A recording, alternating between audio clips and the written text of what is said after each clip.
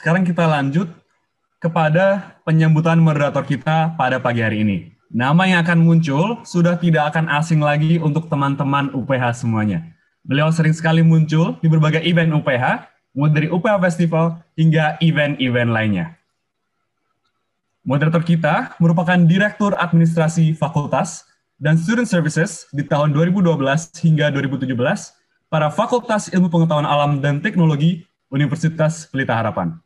Beliau juga merupakan Vice Chairman of International Education di Indonesian Chamber of Commerce and Industry pada tahun 2013 hingga 2015.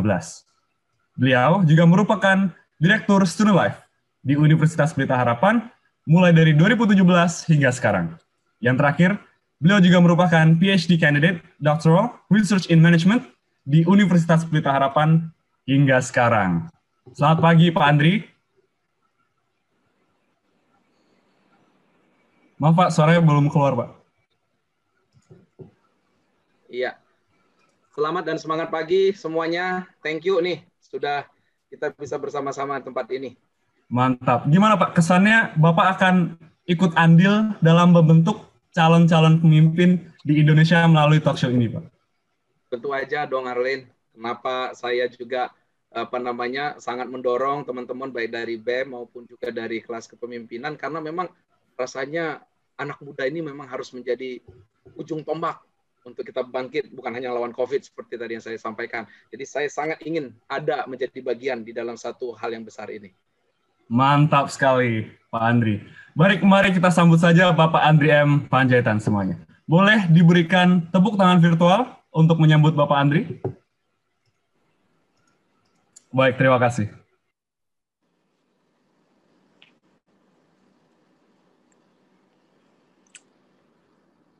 Nah, tak ada asap, tak ada api.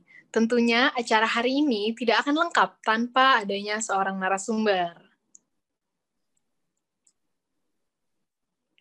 Narasumber kita merupakan lulusan Sarjana Teologi di Southeast Asia Bible Seminary pada tahun 1993. Beliau juga merupakan Magister Teologi di Southeast Asia Bible Seminary pada tahun 2003. Beliau juga merupakan pendiri dari Three Jobs Ministry dari tahun 2008 hingga sekarang. Beliau juga yang memulai gerakan Why Wait dari tahun 2008 hingga sekarang. Dan yang terakhir, beliau juga merupakan pendiri dan pembicara di seminar Shape the Future Today dari tahun 2012 hingga sekarang. Mari kita sambut Bapak Marojahan Sintong Sijabat.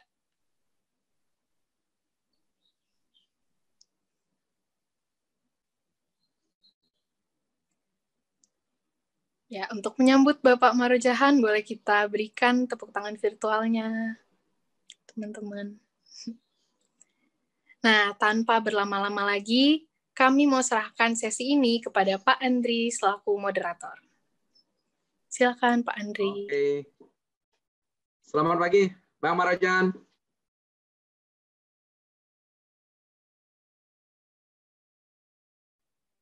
Ini di layar kita yang kelihatan ini fotonya.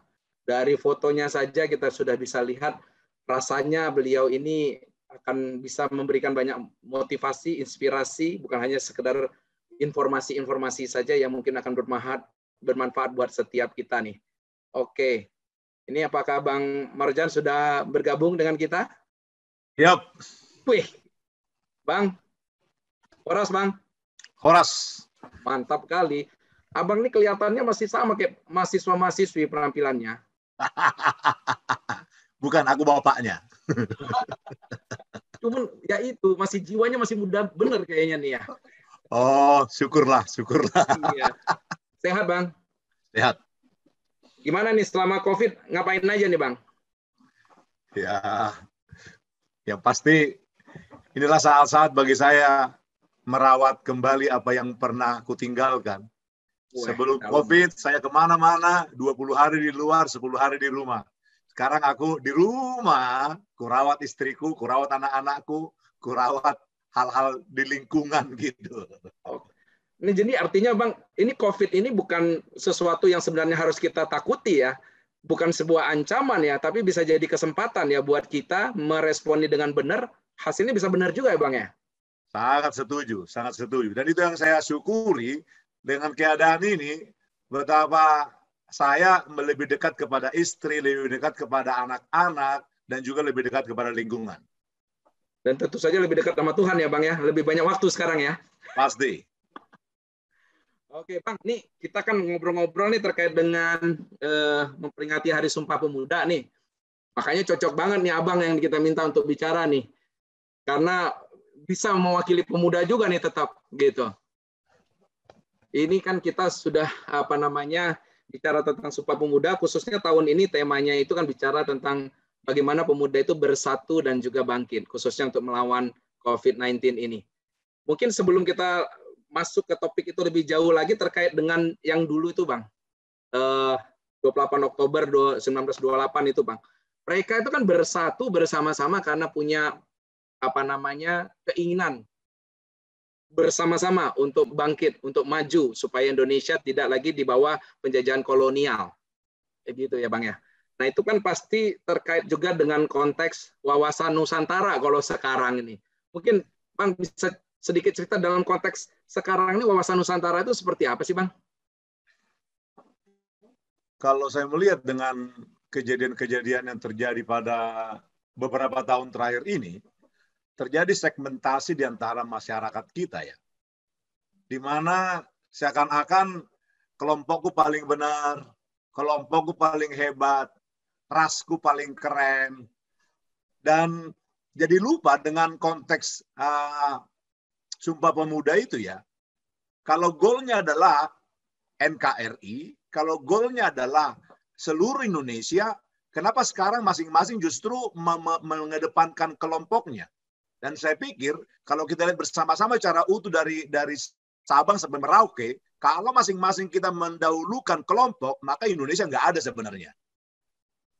Nah, kalau Indonesia nggak ada, lalu mau apa? Dan kalau hari ini kalian mengajak saya berbicara mengenai orang-orang muda, saya pikir dengan jumlah orang muda yang begitu banyak di Indonesia, harusnya pertemuan ini menjadi pertemuan yang powerful. Kalau dibawa pulang ke dalam kelompok masing-masing, akan menjadi sesuatu yang mengubahkan gitu. Nah kalau gitu kira-kira kalau dalam kondisi kan sekarang nih lagi ada COVID-19 nih, Bang Marajahan, ya daripada sibuk ngurusin golongan, kelompok, sukunya sendiri, ini kan harusnya kita bersatu nih, sama-sama ngelawan COVID-19.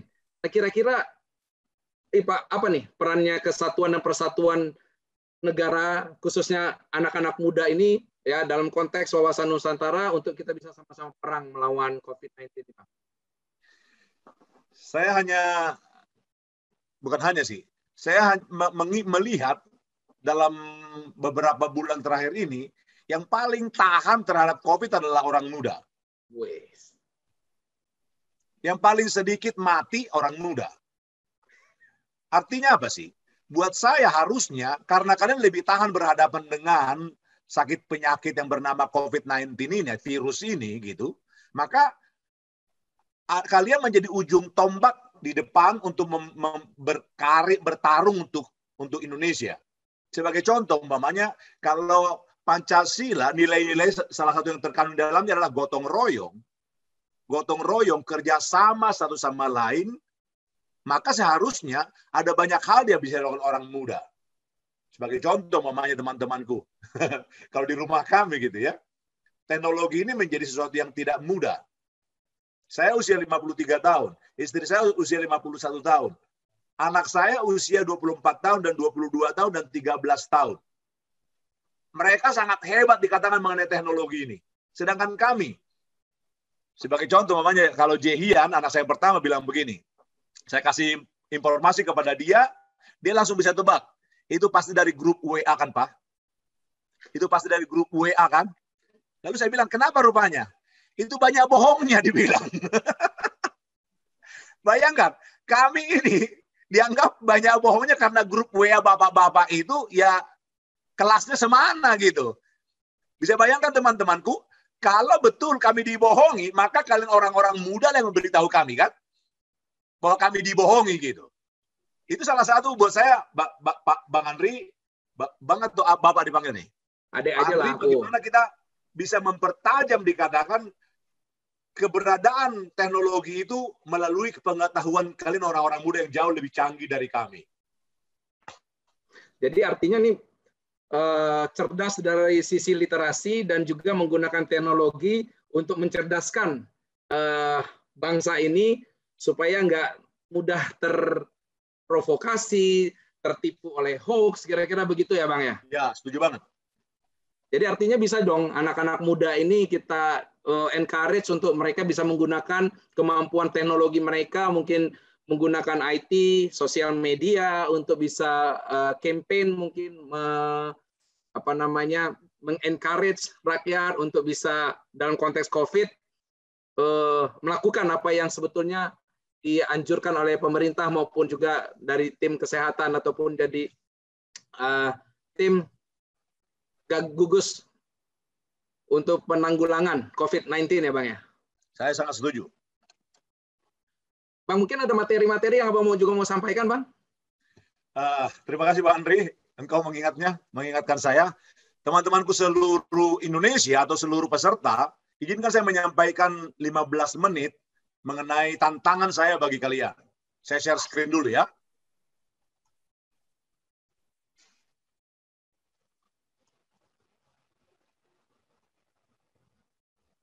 Saya boleh diberi kesempatan untuk share screen.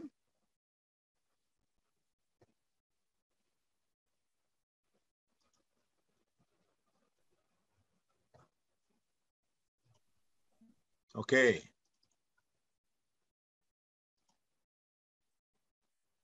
Apakah sudah muncul di layar? Oke. Teman-temanku sekalian, saya mau menantang kalian dengan seorang yang sangat muda di awalnya, dengan segala kemampuannya, kemudian dia belajar di tempat yang paling menjadi pusat akademik, mirip UPH, dengan kemampuan akademik di atas rata-rata manusia, kemudian dengan segala fasilitas yang bukan main, seorang bernama Musa. 40 tahun pertama dia petarung, 40 tahun kedua dia juga petarung, 40 tahun ketiga dan dia juga petarung. Dan saya mau menantang kalian bersama-sama dari orang yang bernama Musa. Ini perkataan dia. Karena iman, maka Musa setelah dewasa menolak disebut anak putri Firaun. Karena ia lebih suka menderita sengsara dengan umat Allah daripada untuk sementara menikmati kesenangan dari dosa. Ia menganggap penghinaan karena Kristus sebagai kekayaan yang lebih besar daripada semua harta Mesir, sebab pandangannya ia arahkan kepada upah. Karena iman, maka ia telah meninggalkan Mesir dengan tidak takut akan murka raja.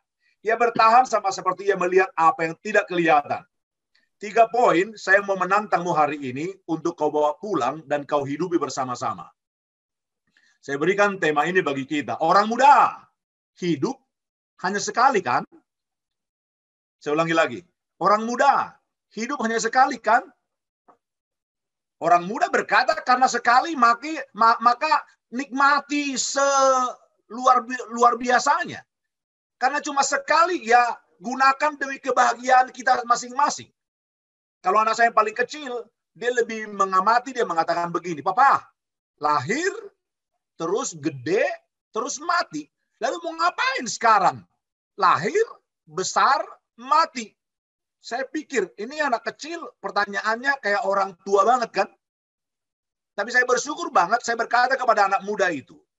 Anak saya Jason namanya, saya berkata kepada dia, Nak, untuk hidup saja sudah merupakan kehormatan. Kau diberi kesempatan hidup kehormatan. Kalau kau bisa gede, kau bisa memberi pengaruh.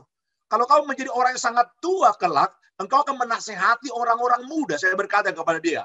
Dia melongok memperhatikan saya. Jadi orang muda, saya menantangmu hari ini, hidup hanya satu kali, bukan sama dengan nikmati semuanya, justru hidup hanya satu kali, bagaimana bermakna sedalam-dalamnya.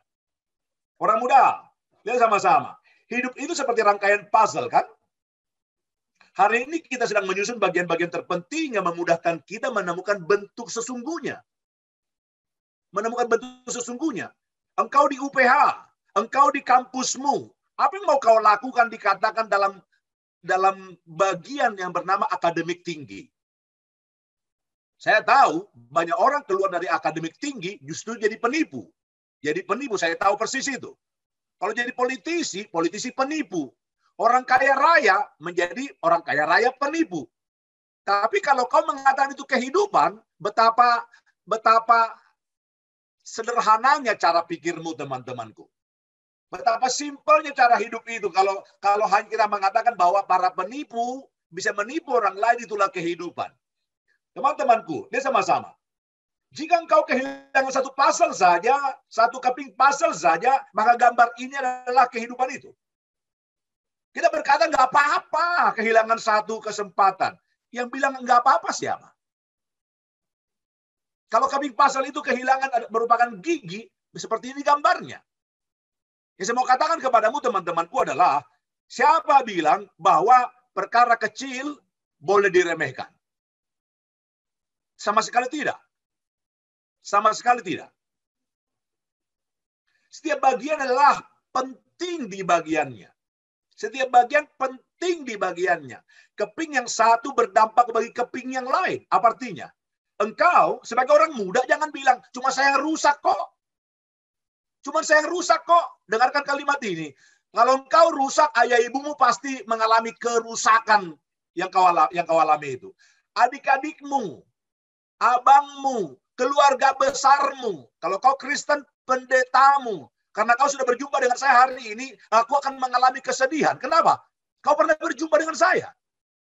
Artinya apa? Saya akan laporkan kepada Tuhan yang memanggil saya jadi hambanya, saya gagal dalam berjumpa dengan engkau. Ketika keping terpasang di posisi masing-masing, terlihatlah semuanya. Orang muda, dapatkah kepinganmu menjadi berdampak dikatakan bagi kepingan yang lain?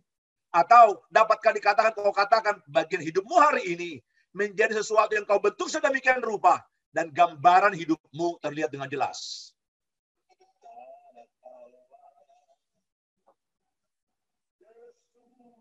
Selalu tanya Tuhan pemilik gambaran besarnya. Dan kau akan menemukan semuanya.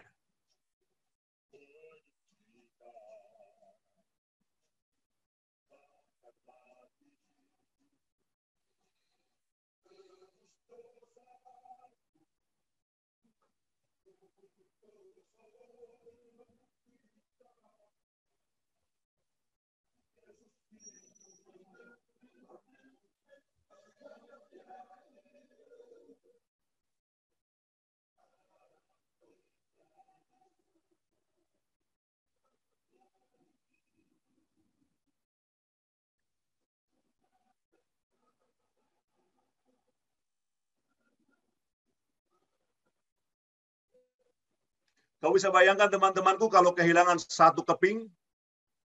Atau kau bisa bayangkan kalau kau kehilangan dikatakan pelajaran di kampus dengan akademik tinggi yang kau alami hari ini? Yang saya mau katakan padamu, teman-temanku, tidak ada waktu harusnya bagimu berkata, hidup hanya hidup gue, nggak ada hubungannya dengan pihak lain. Mari, saya menantangmu menghafal kata-kata ini, coba. Hidup itu satu kali. Mati satu kali. Mari kita berbuat sebaik-baiknya. Supaya kita hidup sebaik-baiknya dan mati sebaik-baiknya. Saya ingin kau menghafalnya. Bersama-sama. Hidup itu satu kali. Mati satu kali. Mari kita berbuat sebaik-baiknya. Supaya kita hidup sebaik-baiknya dan mati sebaik-baiknya.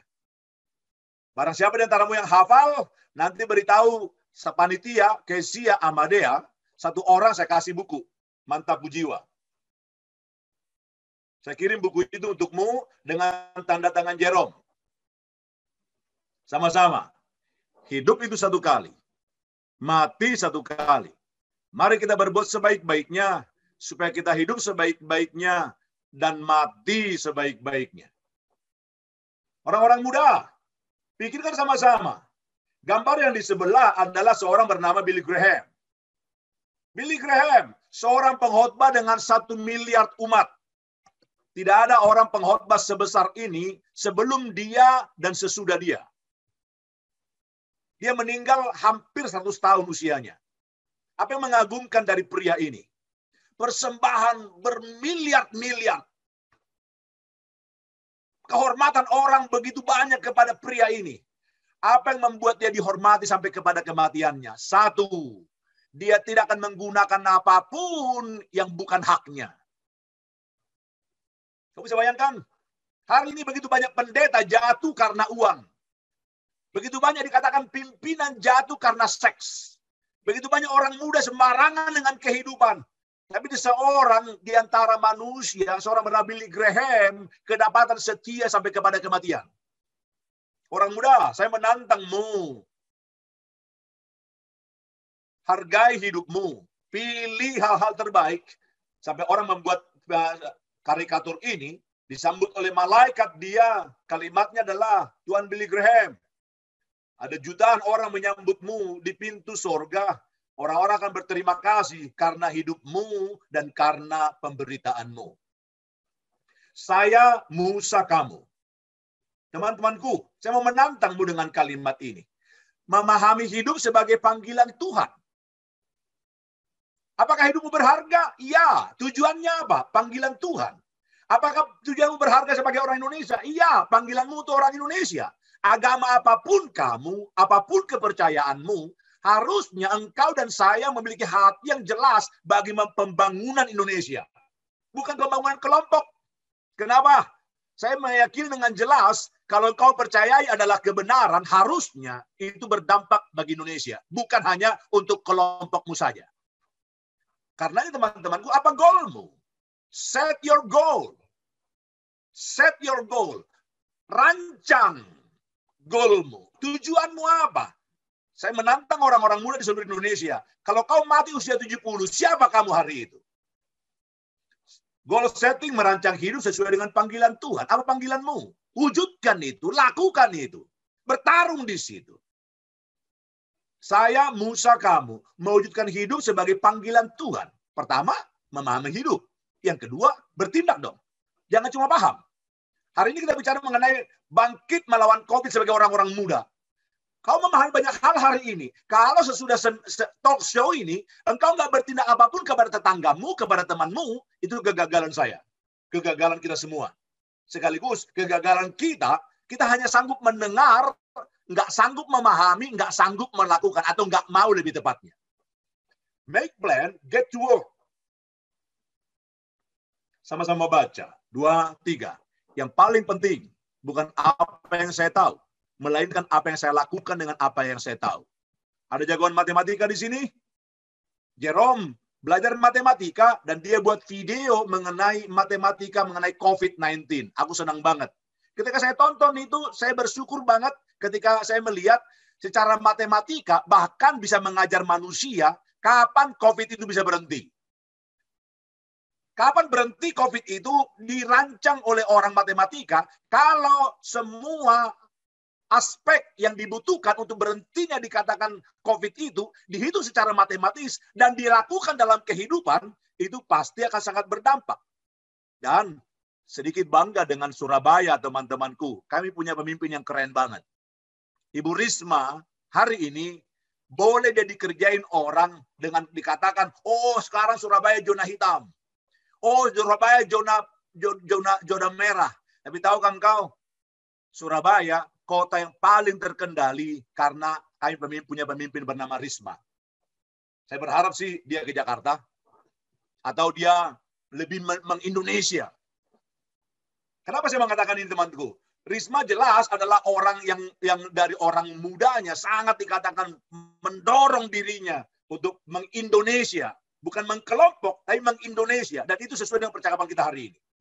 Yang paling penting, bukan apa yang saya tahu, melainkan apa yang saya lakukan dengan apa yang saya tahu.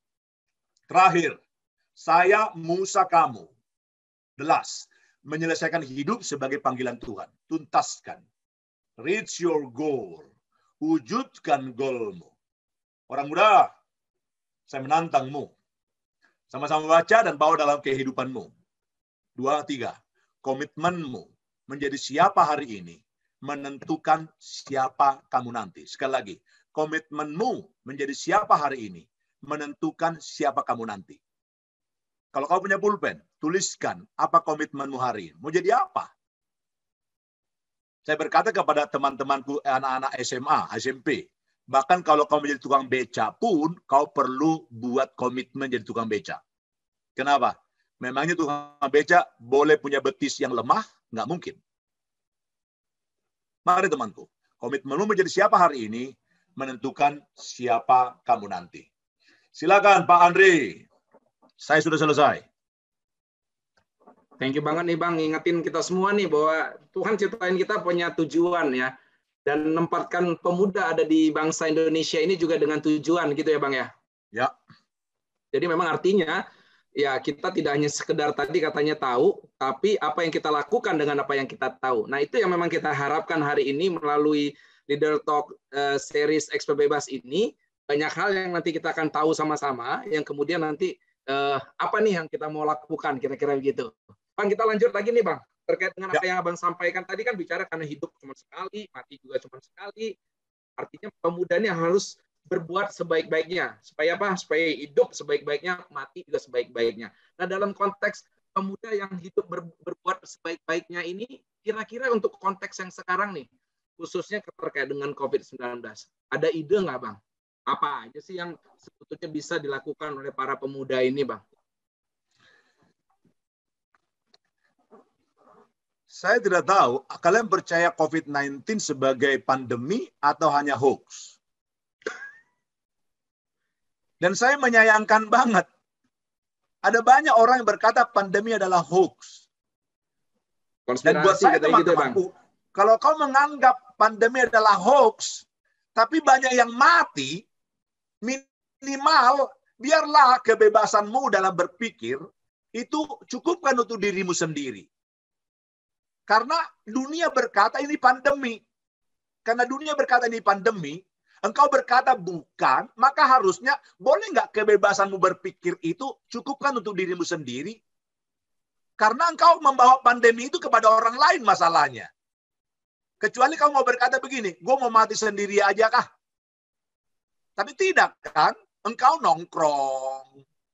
Orang-orang muda dikatakan ke kafe, menganggap dikatakan semua oke. Buat aku teman-temanku, biarlah kebebasanmu hanya berlaku bagimu kalau kau nggak percaya pandemi.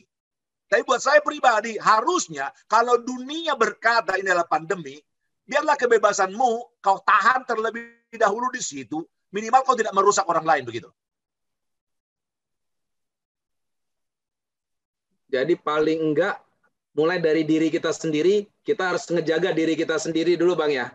Supaya paling enggak kita tidak melakukan sesuatu yang enggak baik yang bisa berdampak buat orang lain. Kalaupun kita punya pemikiran tertentu tentang kejadian pandemi COVID-19 ini, tapi paling tidak kita harus lihat secara konteks keseluruhan ya, dampaknya akan seperti apa ya Bang. Ini cocok banget loh Bang, karena memang sebagian panitia ini, mereka ini dari mata kuliah kepemimpinan. Di kepemimpinan itu memang belajar tentang lead self, lead others, lead teams, dan lead organization. Cara kepemimpinan memang harus dimulai dari memimpin diri sendiri. Jadi tadi sebetulnya Abang sedang mengingatkan setiap pemuda, mulailah dengan memimpin diri sendiri sebelum kita bisa berdampak lebih luas lagi. Memimpin diri sendiri artinya menjaga juga nih yang benar, sehingga apa yang disampaikan juga adalah kebenaran, kira-kira gitu ya Bang. Jangan kemakan sama hoax. Betul sekali. Dan sebenarnya kalau orang-orang muda ini mau saja memimpin diri sendiri, buat saya kan kita kerap kali dalam kepemimpinan kita belajar bersama-sama bahwa satu orang selalu memiliki pengaruh untuk 2 orang minimal. Satu orang punya pengaruh kepada 2 orang minimal. Artinya apa sih? Ketika engkau dikatakan memberi pengaruh positif kepada 2 orang saja dan selanjutnya berlaku secara simultan, maka kita akan bisa menyelesaikan masalah ini dengan lebih cepat begitu. Oke, ya. Nah, Bang, mungkin boleh sharing dikit kan pasti Bang Mano Jahan ini pasti tahu persis lah ya. Kita singgung-singgung dikit nih. Kan katanya itu apa namanya buah nggak jauh jatuh dari pohonnya kan. Orang ini banyak kenal tuh sebenarnya sekarang ini bukan pohonnya tapi buahnya. Buahnya ini kan Jerome Pauline nih Bang. Gitu kan. Nah itu pasti nggak jauh dari Abang juga nih. Mungkin yang saya mau nanyain dulu adalah gini nih Bang. Saya pengen tahu dulu, Jerome Pauline sendiri lakuin apa sih? Dia kan anak muda nih. Abang boleh cerita nggak? Mungkin ini bisa inspirasiin juga buat teman-teman yang lain nih. Apa ya yang bisa dilakukan seorang anak muda sehingga akhirnya itu punya dampak bagi bukan hanya pemuda lain, tapi bagi bangsa ini, bagi negeri ini. Mungkin boleh sharing-sharing ke kita Bang. Karena kami mau buat seminar tanggal 29 Oktober dan saya mengundang semua peserta untuk hadir, mau mendaftar gitu, sedikit publikasi boleh kali di sini ya. Boleh Saya lah. Untuk yang baik menantangmu, boleh lah. saya menantangmu ikut seminar yang Abang, panggil saya Abang adakan tanggal 29 Oktober, pas hari ini hari terakhir early bird-nya. Bahkan kalau kau nggak punya uang, boleh WA saya, bilang saya nggak punya uang Bang, nanti saya cariin dananya untukmu ya. Itu yang pertama. Tapi sekarang kalau kita mau bicara mengenai Jerome, teman-temanku, dia akan bicara banyak sebenarnya tanggal 29, tapi saya buka sedikit yang saya tahu lah ya, yang saya tahu. Kalau teman-temanku lihat dari cara dia hidup, lebih susah menyuruh anak ini tidur, lebih susah menyuruh dia tidur daripada suruh dia belajar. Dari situ saya udah geleng-geleng sebenarnya Pak Andri. Itu berlangsung sejak dia SMA itu. Jadi saya harus menggunakan otoritas ayah, seorang papa, untuk menyuruh dia tidur. Sedikit cerita teman-temanku. Satu kali matematika dia nggak bisa pecahin kan? Dia bilang udah jam 11 malam waktu itu. Besok dia sekolah. Bangun harus jam 5 karena dia naik angkot ke sekolah kan? Bangun jam 5. Saya bilang tidur sekarang. Iya Pak, sebentar dia bilang. 11.15. Tetap sebentar, belum nemu Pak dia bilang. Jam setengah 12 saya paksa dia tidur. Tidur. Papa suruh tidur. Akhirnya dia bilang, iya Pak, saya tidur. Dia tidur. Tapi tahu nggak Pak Andri, 15 menit kemudian laki-laki ini bangun. Dia bilang begini, sorry Pak, sebentar, sudah nemu. Sudah nemu. Artinya apa? Bahkan ketika dia tidur pun, dia terus bawa matematika itu di tidurnya. Dan itu mengkhawatirkan saya. Dahulu pun kalau saya pulang pelayanan gitu jam 11 jam 12 malam, kalau anak ini saya cium, biasanya saya mencium anak-anak saya sebelum kalau saya pulang pelayanan jam 12 atau jam 11 gitu, mereka udah tidur. Saya akan cium mereka dan saya berkata kalimat ini, Papa sayang Jerome. Laki-laki ini akan bangun sebentar hanya untuk berkata, Jerome sayang Papa gitu. Saya kaget. Anak ini kenapa ini? Bahkan dia masih mendengar suara saya ketika dia sudah tidur sangat dalam gitu. Nah, teman-temanku semua, saya mau menantangmu. Saya tidak meminta kau akan menjadi seperti Jerome. Dengarkan kalimat ini. Saya kutip dari kalimat ini dari dia. Engkau tidak akan mungkin menjadi seperti Jerome. Ini kalimat yang saya kaget buat saya ketika dia ngomong itu di Bandung waktu itu. Ketika ada orang bertanya, Bang, saya ingin seperti kamu. Jerome bilang, kamu nggak mungkin seperti saya. Semua peserta kaget ke 500 orang. Tapi dia kemudian mengatakan kalimat keren. Kamu mungkin lebih bagus dari saya, kata dia. Wah, saya bilang keren banget kalimat laki-laki ini. Betul banget. Setiap kita dicipta dengan sengaja oleh Tuhan dengan kekhususan, kan? Dengan keunikan masing-masing, kan? Karena dengan keunikan masing-masing harusnya engkau mencapai apa yang harus kau capai. Dan Jerome mewujudkannya. Lihatlah YouTube-nya teman-temanku. YouTube satu video itu 6 jam kerjainnya. Satu video. Edit, potong-potong, terjemahin, kemudian buat lagi yang lain. 6 jam. Dia harus kuliah. Dia harus edit video. Kemudian dia harus dikatakan pasang IG story. Kemudian dia harus memikirkan berbagai-bagai hal yang lucu, yang buat dia lucu. Dia lakukan saja itu semua. Sampai kita bilang, anak, kau lucu banget memang, tapi nggak perlu seperti itu kan? Lalu dia bilang begini, Pak, bagaimana caraku untuk boleh mendekatkan diri kepada adik-adik teman-teman di Indonesia? Inilah caraku, dia bilang. Ya teman-temanku, kalau dia ada yang lucu-lucu di Instagramnya, Instagram Story, itu demi kau, bukan untuk demi kami orang tua, bukan. Dia bilang, kalau kalimat-kalimatku menjadi kalimat-kalimat yang mendorong teman-teman dan bilang itu mood booster kan?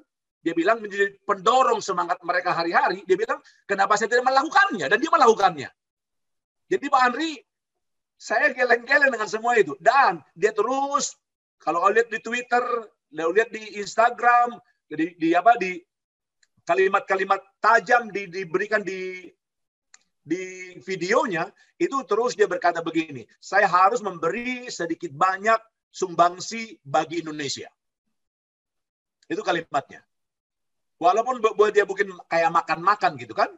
Kalau lihat teman-temanku lihat, makan-makan Apa saja dia perkenalkan mengenai Indonesia.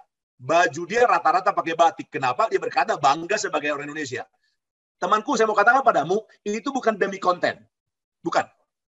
Bukan supaya dia dianggap sebagai orang Indonesia yang wow. Bukan. Itulah dia memang. Itulah dia memang. Izinkan saya memuji dia di situ. Jangan bilang karena dia anakku. Tapi karena memang itulah dia. Itulah abangmu yang bernama Jerome itu. Silakan Pak Andri. Wah, ini saya mau gali lebih dalam lagi nih. Pertama, paling enggak ini terkait juga dengan konteks kita sekarang nih. Itu sebagian anak-anak muda ini karena learning from home, di rumah terus, itu malah katanya sih, saya berharap yang di Zoom ini tidak ada sih. Katanya anak muda yang lain nih Bang, itu malah jadi gampang, lebih susah untuk bangun daripada susah untuk tidur. Kalau Jerome kan susah tidurnya ya, malah dipaksa untuk tidur. Ini banyak kan tuh dipaksa untuk bangun gitu. Bahkan alarm bunyi aja tetap aja matiin alarm tidur lagi Bang. Gitu. Nah ini kan istilahnya tuh kalau zaman sekarang namanya mager, malas gerak nih ya. Nah si Jerome sendiri kan kayaknya nih malah pengennya gerak mulu gitu ya. Apa sih yang memotivasi dia untuk bisa mau terus berkarya, untuk terus mau melakukan sesuatu, dan tadi keren banget. Itu bukan untuk dirinya, tapi untuk adik-adiknya, tanda kutip, untuk netizen gitu atau followersnya gitu. Kenapa sih Bang dia mau begitu? Saya bersyukur banget dengan kalimat-kalimat yang saya pernah bertarung dengan anak-anak. Kan kalau saya pelayanan kemana-mana, melayani orang-orang muda di seluruh Indonesia, kerap kali kan anak-anak ini ikut bro. Dan satu kalimat yang terus dia ingat hari ini adalah kalimat tadi. Komitmenmu menjadi siapa hari ini menentukan siapa kamu nanti. Dan dia hidupi itu. Dia bertarung di situ. Dia rasa bersalah. Dia tidak iri dengan orang yang, ini penting banget nih. Adik-adikku semua penting banget. Dia tidak iri dengan orang yang lebih pandai dari dia. Dia tidak iri. Cuma dia bilang begini. Saya iri dengan orang yang bertarung. Kalau saya lihat, dia belajar. Ketika saya main, dia belajar. Dan ketika nilainya pun lebih tinggi dari saya langsung berkata, oh saya tahu jelas apa yang terjadi. Saya main, dia belajar. Saya belajar, dia belajar. Saya pergi tidur, dia masih belajar gitu. Maka kemudian dia berkata, saya iri dengan orang seperti itu. Nah teman-temanku semua, saya mau menantangmu hari ini. Kamu mau jadi apa sih? Kamu mau jadi apa? Kalau malas, pangkal dikatakan miskin, pakai peribahasa Indonesia, dan rajin, pangkal kaya, peribahasa Indonesia, kamu mau jadi apa? Saya tahu persis rajin di situ kan, bukan hanya rajin sembarangan, ada tujuan kan? Ada tujuan, ada hal yang kau kembangkan dalam dirimu untuk mencapai rajin dan kemudian mencapai goal. Jadi teman-temanku, kalau yang abang mau lakukan Jerome itu adalah seperti itu sekarang ini. Dan satu lagi, bukan hanya Jerome sebenarnya, Bang Jehian, kau boleh kenal dia. Bang Jehian hari ini menjadi petarung di antara kami semua sebagai content creator manager. Dia menguasai banyak hal. Dia dari ITB, tapi kemudian dia mendalami manajerial. Satu yang penting, dia berkata, saya mau belajar dari manapun. Dengarkan kalimat ini orang muda. Saya mau belajar dari manapun. Sehingga Jerome, Jehian hari ini, YouTube-nya dia bisa belajar dari para YouTuber lain. Matematikanya dia bisa pelajari dikatakan dari matematika kelas dunia yang ada di YouTube. Artinya apa teman-temanku? Komitmenmu menjadi siapa hari ini menentukan siapa kamu nanti. Kalau kamu mau menjadi berhasil, ya caranya gunakan semua yang ada pada kamu. Oke, wah ini mantap banget nih. Artinya ngingetin semua kita nih anak-anak muda kalau punya dampak bagi bangsa ini, mulailah dengan punya komitmen dulu mau jadi apa di masa depan, karena ya komitmen kita mau jadi apa itu akan menentukan apa yang harus kita lakukan hari ini ya Bang ya. Kita tabur apa itu yang nanti kita tuai, kira-kira gitu Bang. Saya setuju banget. Dan teman-temanku, kalau Pak Andre ini tadi saya lihat ada PhD kandidat, apa sih artinya? Apa sih artinya? Hari ini moderatornya seorang pembelajar kan begitu kan? Kalau nggak salah sih, walaupun tampangnya kayak 60 tahun, Enggak, itu bercanda, itu bercanda. Kalau dari cara ngomongnya kan kayak masih anak-anak ABG gitu kan cara ngomongnya. Makanya bisa update jadi moderator sekarang ini kan. Tapi lihat teman-temanku, ada PhD candidate. Apa sih artinya? Laki-laki yang bersamaan denganmu mungkin juga adalah pembimbingmu di kampus, adalah petarung. Lihat aja dia gitu kan. Apa yang dia lakukan sebagai seorang yang lebih berusia sedikit dari kamu? Ikut aja dia. Dan lihat bersama-sama teman-temanku. Kalau Pak Andre ini 5 tahun mendatang menjadi orang hebat dikatakan di Indonesia, kamu gak usah heran. Dia update dengan orang-orang muda, dia bertarung dikatakan dalam kehidupannya, dan kita bisa tebak apa yang terjadi besok dengan hidupnya dia. Itu saya katakan kepada orang-orang muda, dan saya mau katakan kepada teman-temanku. Kalau hari ini kau menguasai dirimu, kemudian kau dikatakan mengaplikasikan apa yang kita pelajari bersama-sama dan apa yang kau pelajari selama ini dalam hidupmu, engkau bisa tebak apa yang terjadi pada hidupmu 5 tahun sampai 10 tahun mendatang. Itu saya katakan pada Jerome. Dan hari ini kalau Jerome bisa saya tebak usia bagaimana apa yang terjadi pada hidup dia, saya pikir itu kita bicarakan dahulu. Saya pernah menantang begini kepada anak-anakku, pada orang muda sebenarnya, tapi juga saya bertanya pada anak-anakku, kapan kalian bergaji 50 juta per sebulan? 50 juta per bulan. Sekarang coba adik-adikku jawab coba. Coba di chat. Kapan kalian bergaji 50 juta sebulan? Bukan dari perusahaan ayah ibumu ya. Saya tahu UPH banyak ayah ibunya pengusaha. Coba jawab. Kapan kamu bergaji 50 juta sebulan? Tahukah engkau jawabannya Bang Jehian? Bang Jehian menjawab usia 25. Terus saya pernah menantang kepada 2 putraku. Kau pernah berpikir nggak punya harta triliun? Triliun. Bukan miliar. Kalau bapaknya ditanya kapan punya harta miliar, bapaknya bilang, saya nggak tahu. Karena tujuan hidup saya bukan uang. Saya pendeta. Tapi untuk Jehian dan Jerome saya pernah bertanya itu. Pernah nggak berpikir punya harta triliun? Tahu nggak teman-temanku, dua orang muda itu jawabnya nggak lama loh. Nggak mikir-mikir loh. Dia bilang begini. Bisa, dia bilang. Pasti, dia bilang. Saya geleng-geleng. Dari mana 2 orang muda ini bisa berpikir punya harta triliun, bahkan bapaknya nggak bisa berpikir punya harta 1 miliar. Dari kalimat tadi lagi teman-temanku. Komitmenmu menjadi siapa hari ini menentukan siapa kamu nanti. Dan kalimat Jerome, saya mengingat kedua anak muda ini, dia berkata begini. Kalau kau buat YouTube, pertama-tama adalah uang, pikiranmu, engkau langsung jatuh pasti. Kau tidak akan sanggup bertahan. Tapi kalau tujuanmu adalah misi penting dikatakan dari YouTube tersebut yang kau akan sampaikan, engkau akan mempengaruhi banyak orang. Dan kalau banyak yang nonton, itu bonus. Kalau banyak uang di situ, itu bonus. Itu keren banget. Dan abangmu Jehian dan Jerome sekarang saling mempengaruhi. Bang Jehian menjadi manajer Bang Jerome, itu menjadi sesuatu yang powerful, mengembangkan lebih lanjut dikatakan konten mereka. Dan Bang Jerome tidak akan membuat sampah di YouTube-nya, itu penting banget. Kenapa? Komitmenmu menjadi siapa hari ini, menentukan siapa kamu nanti, dan dia tidak akan memberikan sampah di YouTube-nya.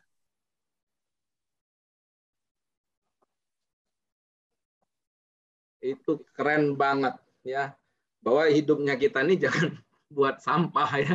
Udah kebanyakan sampah di dunia ini ya. Malah kita harus bersihin sampah-sampah itu supaya menjadi rapi, jadi bersih. Jadi hidupnya jadi lebih menyenangkan. Ini kan memang banyak nih gara-gara COVID-19 nih Bang. Banyak banget ini istilahnya sampah-sampah yang terjadi ini. Ya banyak orang yang nggak peduli, bukan hanya dirinya nggak peduli sama orang lain, masih nongki-nongki ya, merasa kayaknya udah hebat, udah kuat gitu. Sehingga memang nggak mudah juga sampai sekarang ini pemerintah untuk dapat menanggulangi pandemi COVID-19 ini ya. Tadi Abang bilang bahwa anak-anaknya itu tuh betul-betul didrive oleh keinginan untuk bisa melakukan sesuatu yang berdampak, dan saya percaya nggak bicara tentang uang, tapi ini bicara tentang impact, pengaruh, dampak, dan leaders memang begitu. Leaders itu kan kira-kira bagaimana hidup kita memiliki dampak, pengaruh buat orang lain. Nah ini teman-teman leaders, ini ada 338 yang ada di dalam Leaders Talk series kita hari ini Bang. Kira-kira nih masing-masing mereka nih ya terkait dengan untuk bisa berpengaruh, berdampak, untuk bisa menggunakan masa pandemi ini sebagai satu batu loncatan menuju Indonesia yang lebih baik lagi, menuju Indonesia yang lebih maju lagi. Apa sih sebetulnya kesempatan-kesempatan atau hal-hal yang mungkin mereka ini bisa kerjakan, lakukan? Saya selalu percaya dengan kalimat ini, Pak Andre. Setiap perkara kecil, perkara besar diberikan kepada kamu. Saya pegang itu. Dan selalu penekanan saya, Pak Andre, salah satunya kepada anak-anak saya adalah, siapa yang lipat selimutmu pagi-pagi, menentukan bagaimana tidurmu malam hari. Gitu. Kalau yang lipat selimutmu adalah mamamu, berarti mamamu akan mati lebih awal. Di rumah kami nggak ada pembantu Pak Andre. Saya mengatakan itu. Kalau kamu yang lipat selimutmu adalah mama, artinya mamamu akan cepat mati. Kenapa? Berarti dia akan melakukan semuanya, kan? Dan kalau dia melakukan semuanya, dia tidak akan sanggup melakukan semuanya. Karena dia nggak sanggup melakukan semuanya, dia akan sakit. Kalau dia sakit, dia akan menjadi orang yang akan lebih lemah. Dan usianya pasti pendek, saya berkata. Nah, saya nggak tahu, apakah karena saya orang Batak sehingga saya bisa bicara terus terang, tapi tidak. Itu cara saya mendidik anak-anak saya. Saya bicara terus terang mengenai kematian, mengenai fakta-fakta. Saya berkata pada mereka, papa mamamu ini akan tiba saatnya. Dan kepada semua teman-temanku di sini, dengarkan kalimat ini adik-adikku. Ketika ayah ibumu meninggal, engkau masih hidup 30 tahun, 40 tahun. Saya ulangi lagi. Ketika ayah ibumu meninggal, engkau masih hidup 30 tahun, 40 tahun. Apa sih artinya? Yang kau cari untuk dirimu kok. Yang kau lakukan untuk dirimu kok. Kalau demikian, setiap perkara kecil diberi perkara besar. Tidak cukupkah hal-hal ini memotivasimu untuk bangkit hari ini melakukan bagianmu? Terlalu banyak kesempatan untuk bertarung. Terlalu banyak kesempatan dikatakan bagimu untuk menguasai banyak hal. YouTube, seperti Pak Andre, kalau Indonesia kan punya kartu prakerja tuh, bro. Kartu prakerja. Sebenarnya anak-anak UPH, anak-anak mahasiswa nggak perlu kartu prakerja menurut saya sih.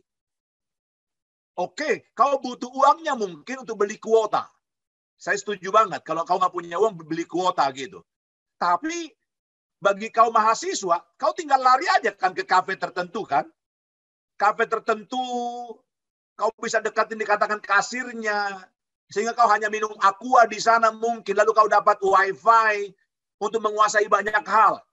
Kalau zaman kami, kau pergi ke mana-mana, nggak ngapa-ngapain, nggak ketemu guru, nggak ada ilmu yang kita dapat. Buku sangat sulit. Kalau engkau temanku bergerak sedikit, ilmu ada. Bergerak lagi sedikit, pelatihan ada. Persoalannya sekarang adalah engkau mampu. Persoalannya mau enggak? Mampu, mau enggak? Kalau kau mau, ayo bertarunglah. Buat saya, kalau kau berkeyakinan hari ini, apa yang pada masa pandemi ini kau bisa membentuk dirimu, saya pikir ada banyak hal yang kau akan kuasai ketika pandemi berlalu. Ini keyakinan saya. Siapa yang berhasil di dalam masa pandemi adalah pasti pemimpin sesudah pandemi.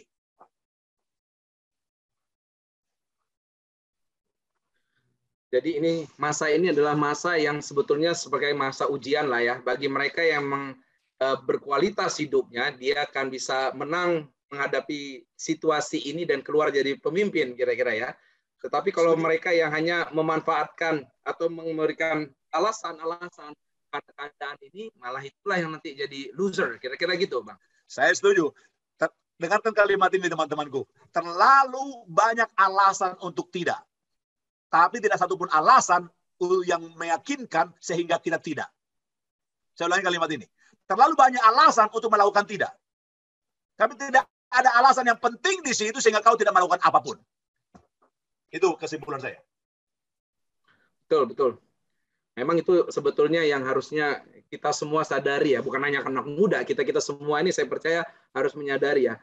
Kita harus melakukan sesuatu. Karena tidak melakukan sesuatu pun adalah melakukan sesuatu tapi nggak ada gunanya jadinya. Setuju banget. Sebagai contoh teman-temanku. Saya abangmu ini nggak punya uang banyak. Tapi jelas saya ada uang. Saya bisa makan. Saya bisa beli beras. Ketika pandemi berlangsung, apa yang langsung terbersit di pikiran saya? Ada banyak orang nggak makan. Banyak buruh yang di PHK. Banyak teman-teman nggak dapat banyak. Tahukah engkau temanku, satu yang saya tekankan kepada rumah tangga saya. Jangan pernah jual barang bekas. Jangan pernah jual barang bekas. Saya selalu mengatakan kepada keluarga saya, semua barang yang ada di rumah kita, yang kita nggak pakai lagi, dengar kalimat ini, yang kita nggak pakai, bukan karena kita mau buang, kita nggak pakai. Saya berkata, biarlah orang lain memilikinya tanpa membayar apapun. Poin pertama. Yang kedua, di dekat kami ada warung kecil. Saya berkata kepada ibu yang jual warung, karena banyak yang nggak makan, saya ngomong kepada istri, karena banyak yang nggak makan, boleh nggak kita kasih ibu itu uang selama sebulan, tiap hari kita santuni orang makan 10 orang di warung itu. Artinya apa sih? Ibu itu punya duit untuk memasukkan, orang lain bayar, ada 10 orang yang bisa makan. Saya mau mengatakan kepadamu adalah begini adik-adikku. Abangmu ini nggak punya uang banyak sebagai pendeta. Tapi terlalu banyak alasan untuk tidak. Tapi tidak ada alasan yang benar dari semua alasan itu untuk tidak melakukan apapun. Dan saya memuji Tuhan, saya melakukan bagian saya. Melakukan bagiannya. Ngomong-ngomong soal melakukan bagian nih Bang. Ini kalau nggak rahasia ya, kalau rahasia ya nggak usah dijawab apa adanya gitu loh. Maksud saya gini, ini kan kayak Jerome, Jehian, ini kan sudah punya penghasilan lah sekarang ya. Jadi istilahnya kalau misalnya mereka tadi istilahnya siapa yang beresin selimut, artinya kan itu bicara bertanggung jawab terhadap hal dirinya sendiri ya. Itu yang Abang maksud ya. Tapi kan kalau orang sudah punya ini, udah punya itu, boleh dong dia pakai apa namanya? Ini banyak orang berpikir demikian. Banyak orang berpikirnya saya udah punya duit, boleh dong saya enak-enak, saya punya mbak yang bisa ngurusin saya punya apa namanya apapun juga, yang artinya saya hidupnya lebih nyantai, kira-kira gitu. Kalau Jehian dan juga Jerome itu masih beresin kamarnya sendiri nggak sih Bang? Kalau kamu lihat IG story-nya Bang Jehian, dia sekarang punya sebutan tukang cuci piring. Dan memang di rumah dia cuci piring. Bang Jehian di rumah cuci piring. Itu bagian dia. Jadi sampai sekarang nggak ada asisten rumah tangga, Bang? Nggak ada. Sampai sekarang? Sampai sekarang. Waduh, luar biasa nih. Jadi Bang semua Jerome, pada gotong royong ngerjainnya nih. Oh ya. Dan saya berkata, kami dengan bangga berkata kepada orang-orang gadis-gadis yang mulai dekat dengan putra kami, bilang gini, kira-kira yang bisa dekat dengan putra kami kelak akan berbahagia karena para pria di rumah kami ini bisa minimal mengerjakan pekerjaan rumah tangga gitu. Termasuk nyetrika, Bang? Nah? Nyetrika juga bisa? Ya, nyetrika ala mahasiswa lah kan. Kalau ala mahasiswa ya cukupan lah. Kalau Jerome saya lihat dia nggak mau beli baju yang kusut. Kalau kusut harus setrika kan. Maka dia berkata begini, daripada saya setrika kebanyakan kerjaan, ya udah beli baju yang tidak perlu setrika, gantung sudah langsung rapi gitu. Smart, keren. Tapi dia cuci baju sendiri? Iya. Apakah dia kadang cuci baju sendiri? Iya. Apakah dia jemur sendiri? Iya. Apakah dia jemur sendiri? Iya. Teman-temanku, perlu lihat, kalau kau lihat di YouTube-nya, dia pernah mengunjungi satu asrama mahasiswa Keo, itu berharga 15 juta hari ini dengan kurs 15 juta. Jerome bilang, asrama aku cuma 4 juta per bulan. Kau bisa bandingkan 4 juta dan 15 juta, beda banget kan? Itu di Tokyo. Mahal. Tapi bagaimana kemudian abangmu Jerome secara finansial sekarang bisa menutupi banyak hal dan tetap berkata begini, apa yang saya bisa lakukan, saya lakukan. Yang tidak saya bisa lakukan, saya minta tolong. Poin ini penting banget. Yang kau bisa lakukan, lakukan. Yang kau nggak bisa lakukan, kau butuh bantuan orang lain. Dan hari ini Abang Jerome sudah mulai cari editor, umpamanya. Untuk videonya. Tapi dia bersama-sama. Apakah videonya sama dengan diserahkan semua ke editor? Tidak. Editor nggak ngerti bahasa Jepang. Prosesnya begini. Dia buat video aja capek deh. Saya baru tahu ketika saya jadi belajar juga jadi YouTuber. Kayak dia, pura-pura gitu. Harus taruh kamera, terus jalan, lari lagi ambil kamera, lari lagi, taruh lagi di depan, kemudian jalan lagi, tinggalkan kamera, kemudian lari lagi, ambil kamera, secapek itu. Dan dia lakukan sendirian. Sekarang itu dia lakukan itu. Kemudian sebelum dia serahkan ke editor, dia potong-potong dulu. Sesudah dia potong, dia terjemahkan. Sesudah diterjemahkan, kemudian dia harus taruh dikatakan di semacam scene-nya, ada scene-nya. Di bagian mana kalimat itu dimunculkan. Separah itu kerjanya teman-temanku. Dan saya pernah belajar motong-motong video, 6 jam tidak selesai. Tapi orang laki-laki muda ini, dia berkata 6 jam selesai sampai finish sebelum dia punya editor. Saya hanya berkata, dia telah mencapai kemampuan edit sampai titik tertentu, dan dia kemudian berhasil di situ. Artinya bukan mengurangi porsi dirinya ya, tetapi karena memang tanggung jawabnya semakin besar, itu sebabnya membutuhkan juga support system yang lainnya, supaya bisa melakukan tanggung jawab yang lebih besar lagi. Kira-kira gitu Bang ya? Betul sekali. Jadi bukan istilahnya karena sudah ada, jadi melepaskan tanggung jawab, bukan gitu ya Bang? Bukan. Ini dua kalimat dari dua anakku yang pertama. Dia bilang begini, karena mamanya kan mereka lihat kelelahan nih. Istriku kelelahan. Masak itu kan susah, bro. Makannya gampang. Makan 10 menit selesai, masaknya bisa 3 jam gitu. Saya bilang, saya baru menyadari itu ketika istriku mengatakan kalimat-kalimat itu. Ketika saya makan, saya nggak menyadari. Dan ya memang itu yang terjadi. Kemudian para putra ini, karena mereka sudah punya kemampuan secara ekonomi hari ini, mereka mulai menasihati mama. Mama ini loh, kayak nggak punya uang aja gitu. Karena mamanya bisa pusing, mamanya bisa kerepotan, dan kerjaannya belum selesai. Anak-anak muda, dengarkan kalimat ini. Pekerjaan yang tidak pernah selesai di muka bumi adalah pekerjaan rumah tangga.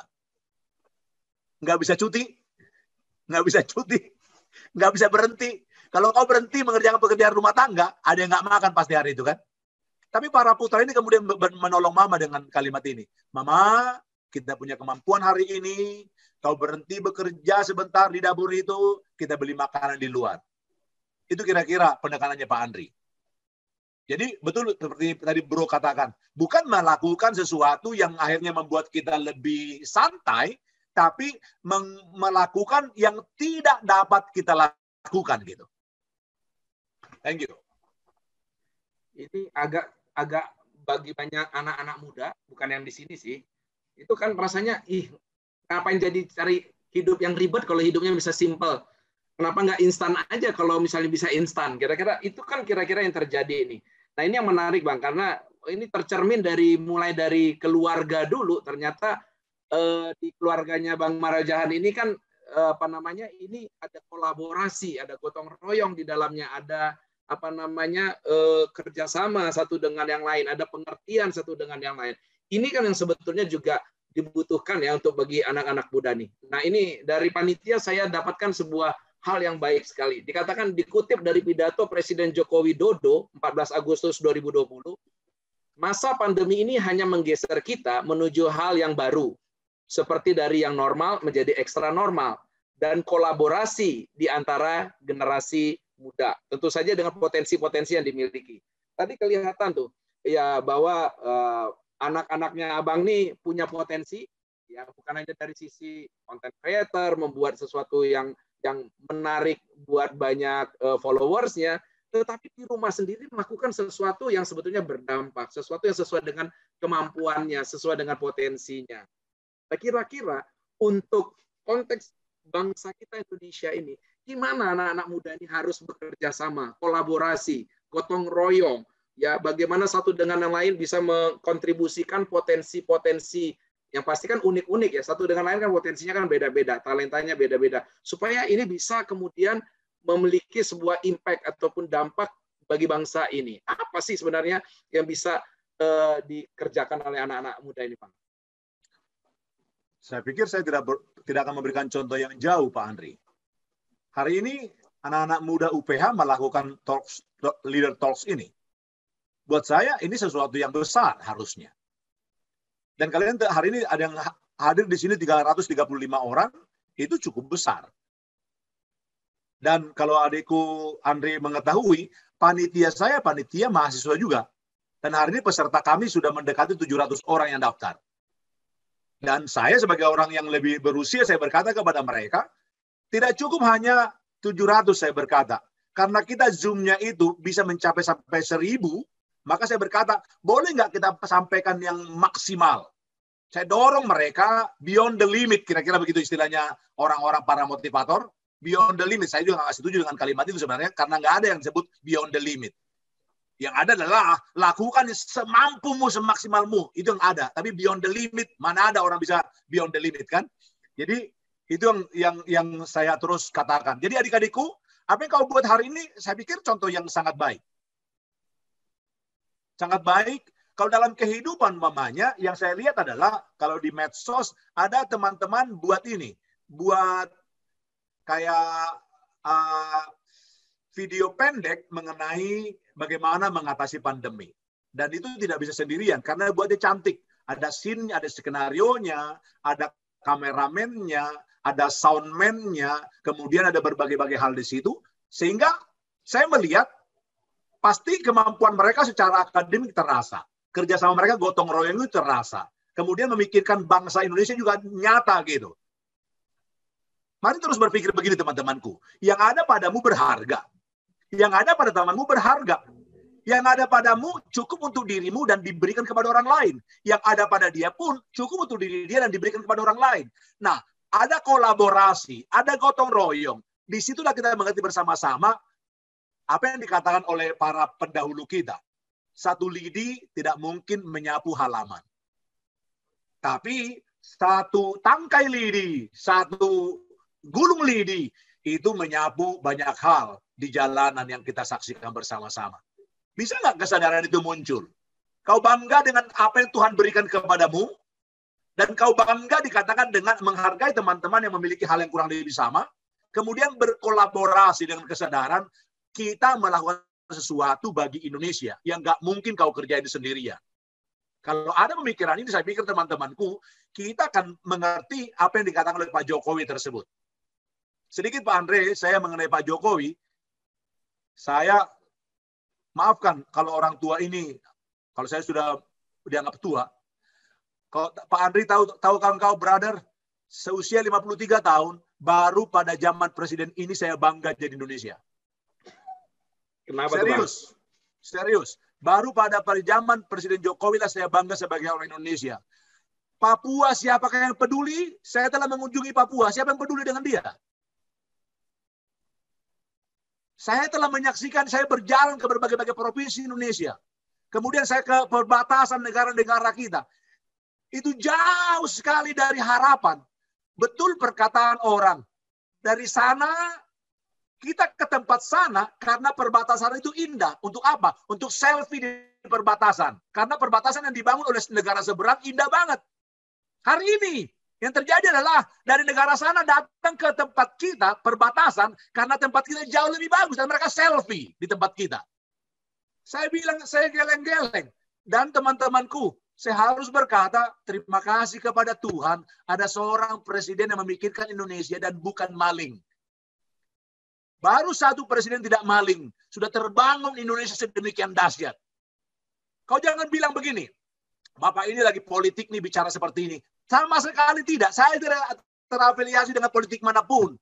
Tapi izinkan saya mengatakan kalimat ini. Kalau seorang presiden tidak maling, maka terbangunlah begitu banyak untuk Indonesia. Buktinya mana? Saya akan bilang Presiden Jokowi.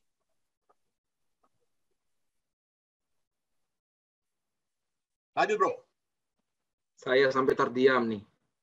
Karena memang ini harusnya menjadi satu semangat kita bersama ya. Sebagai pemimpin-pemimpin, anak-anak muda yang ada di sini ini kan juga adalah pemimpin ya. Khususnya akan jadi pemimpin masa depan. Tadi menarik sekali yang Bang Parojan katakan bahwa gini, karena kita punya potensi, kita punya talenta, kita punya kapasitas, kapabilitas, kita punya kualitas. Jangan tanda kutip ya, maling yang dimaksud ini kan artinya bisa saja yang bukan menjadi haknya dia ambil, atau juga bisa saja apa yang menjadi kewajibannya dia nggak kerjakan sebetulnya. Ya, sebetulnya ya kan. Nah ini jadi memang ini kita harus mendorong ya seperti tadi Pak Jokowi ya dia dapatkan hak dia mendapatkan otoritas, dan dia gunakan itu potensi itu untuk benar-benar membangun negeri ini, bukan untuk kepentingan pribadi, kelompok atau golongan, ya Bang ya. Oke, keren banget nih. Ini yang tidak mudah buat anak-anak muda untuk bisa betul-betul berpikir kepada ya berkorban untuk pihak lain, untuk sesamanya. Ya, banyak yang berpikir apa yang bisa saya dapatkan baru saya bisa berpikir untuk apa yang saya bisa berikan. Tapi ini kelihatannya tadi Bang Marujani ini banyak sekali sharingkan ke kita ini, baik dari konsep maupun juga kehidupan nyata. Yang diambil contohnya adalah dari keluarga, khususnya dari anak-anaknya. Bagaimana memang betul-betul ini kita tidak berpikir untuk apa yang bisa kita dapatkan, tapi apa yang bisa kita kontribusikan, apa yang bisa kita berikan, sehingga itu bisa memiliki manfaat, dampak, pengaruh buat yang lain. Gitu ya Bang ya? Ya. Wah, keren banget. Nah, ini masih ada beberapa, sebelum kita nanti masuk break dan kemudian ada tanya jawab dengan para partisipan nih. Ada beberapa hal yang pengen ditanyakan lagi nih Bang.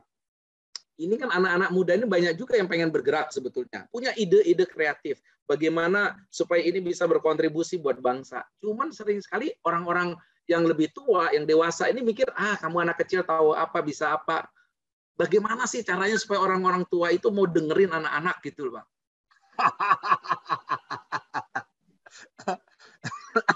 Sayangnya saya ngomong kepada orang mudanya sih. Saya harus sih papa mamamu ikut mendengarkan gitu. Ini direkam, nanti bisa mereka sharingkan bagian yang ini Bang. Yang pasti gini adik-adikku semua ya. Aku ini berharap sih semua orang tua berpikir progresif ya. Berpikir progresif, pertama berpikir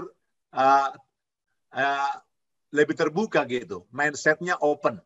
Atau open mindset gitu kan. Sebab apa sih? Dalam banyak hal, kalian lebih tahu dari kami mengenai dunia ini hari ini, gitu. Cuma memang gini adik-adikku, kami kan orang tua yang ada pengalaman agak banyak nih. Agak banyak. Dan kami terus bicara pengalaman kami tanpa melihat fakta. Sebagai contoh, yang paling gampang menghadapi disrupsi ekonomi hari ini adalah orang tua kan? Disruption itu kita mengerti bersama-sama. Kalau kau belajar di leadership, namanya kita bicara disruption, itu tidak gampang bagi kami orang tua untuk berubah. Contoh, menggunakan aplikasi katakanlah Tokopedia, Shopee dan sejenisnya, itu gak gampang buat kami.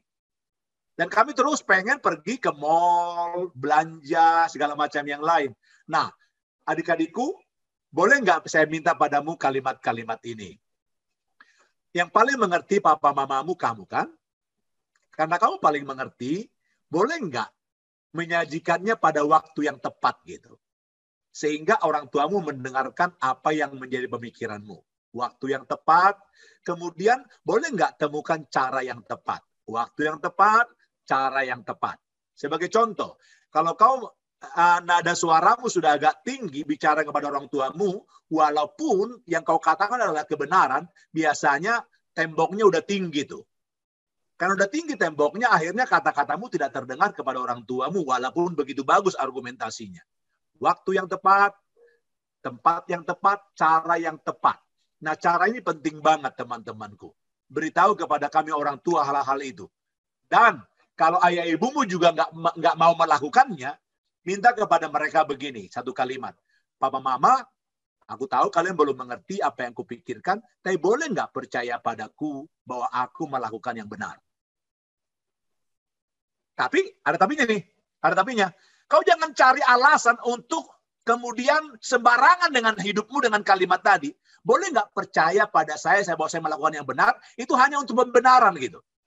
Contoh menarik, terjadi dalam kehidupan anakku Jehian. Jehian kan di ITB. Ketika di ITB, di semester awal dia udah mengatakan termodinamika 2 susah.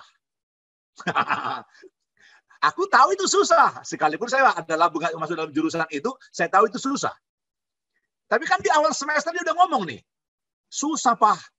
Saya langsung memahami anakku, saya berkata begini, engkau tidak mengatakan itu supaya engkau tidak lulus dan aku langsung paham kan? Saya bilang.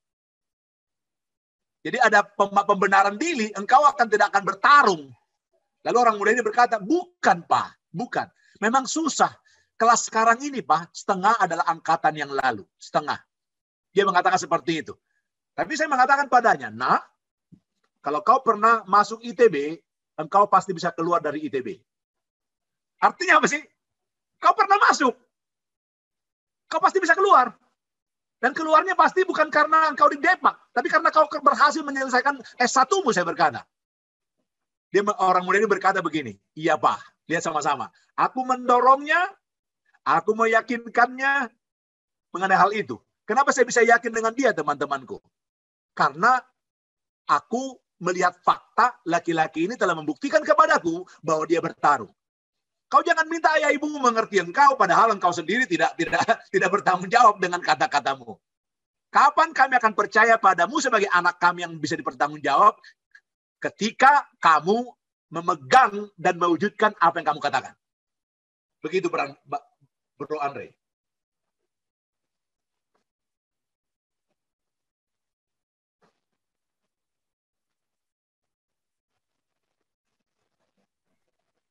Commute tadi.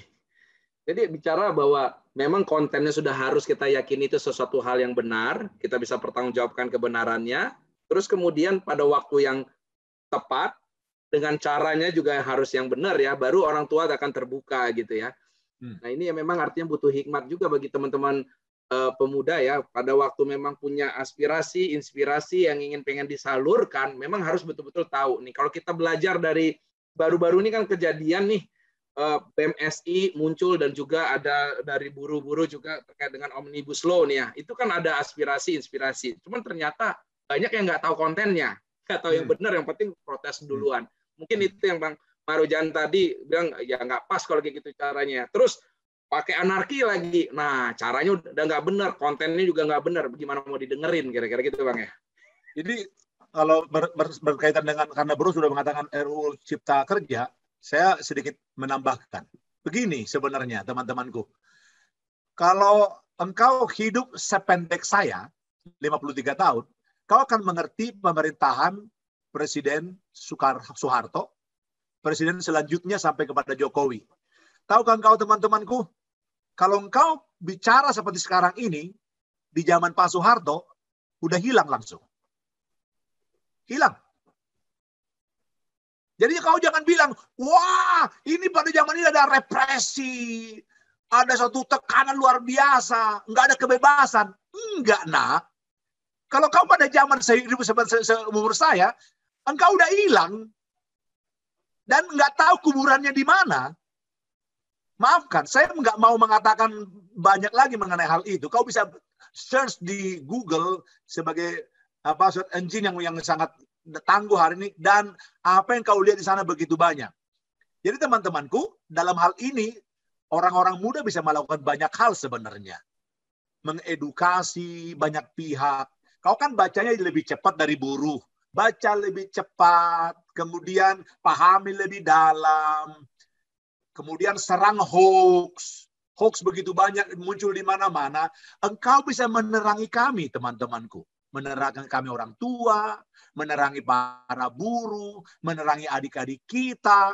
Lagian kenapa sih harus bakar-bakar?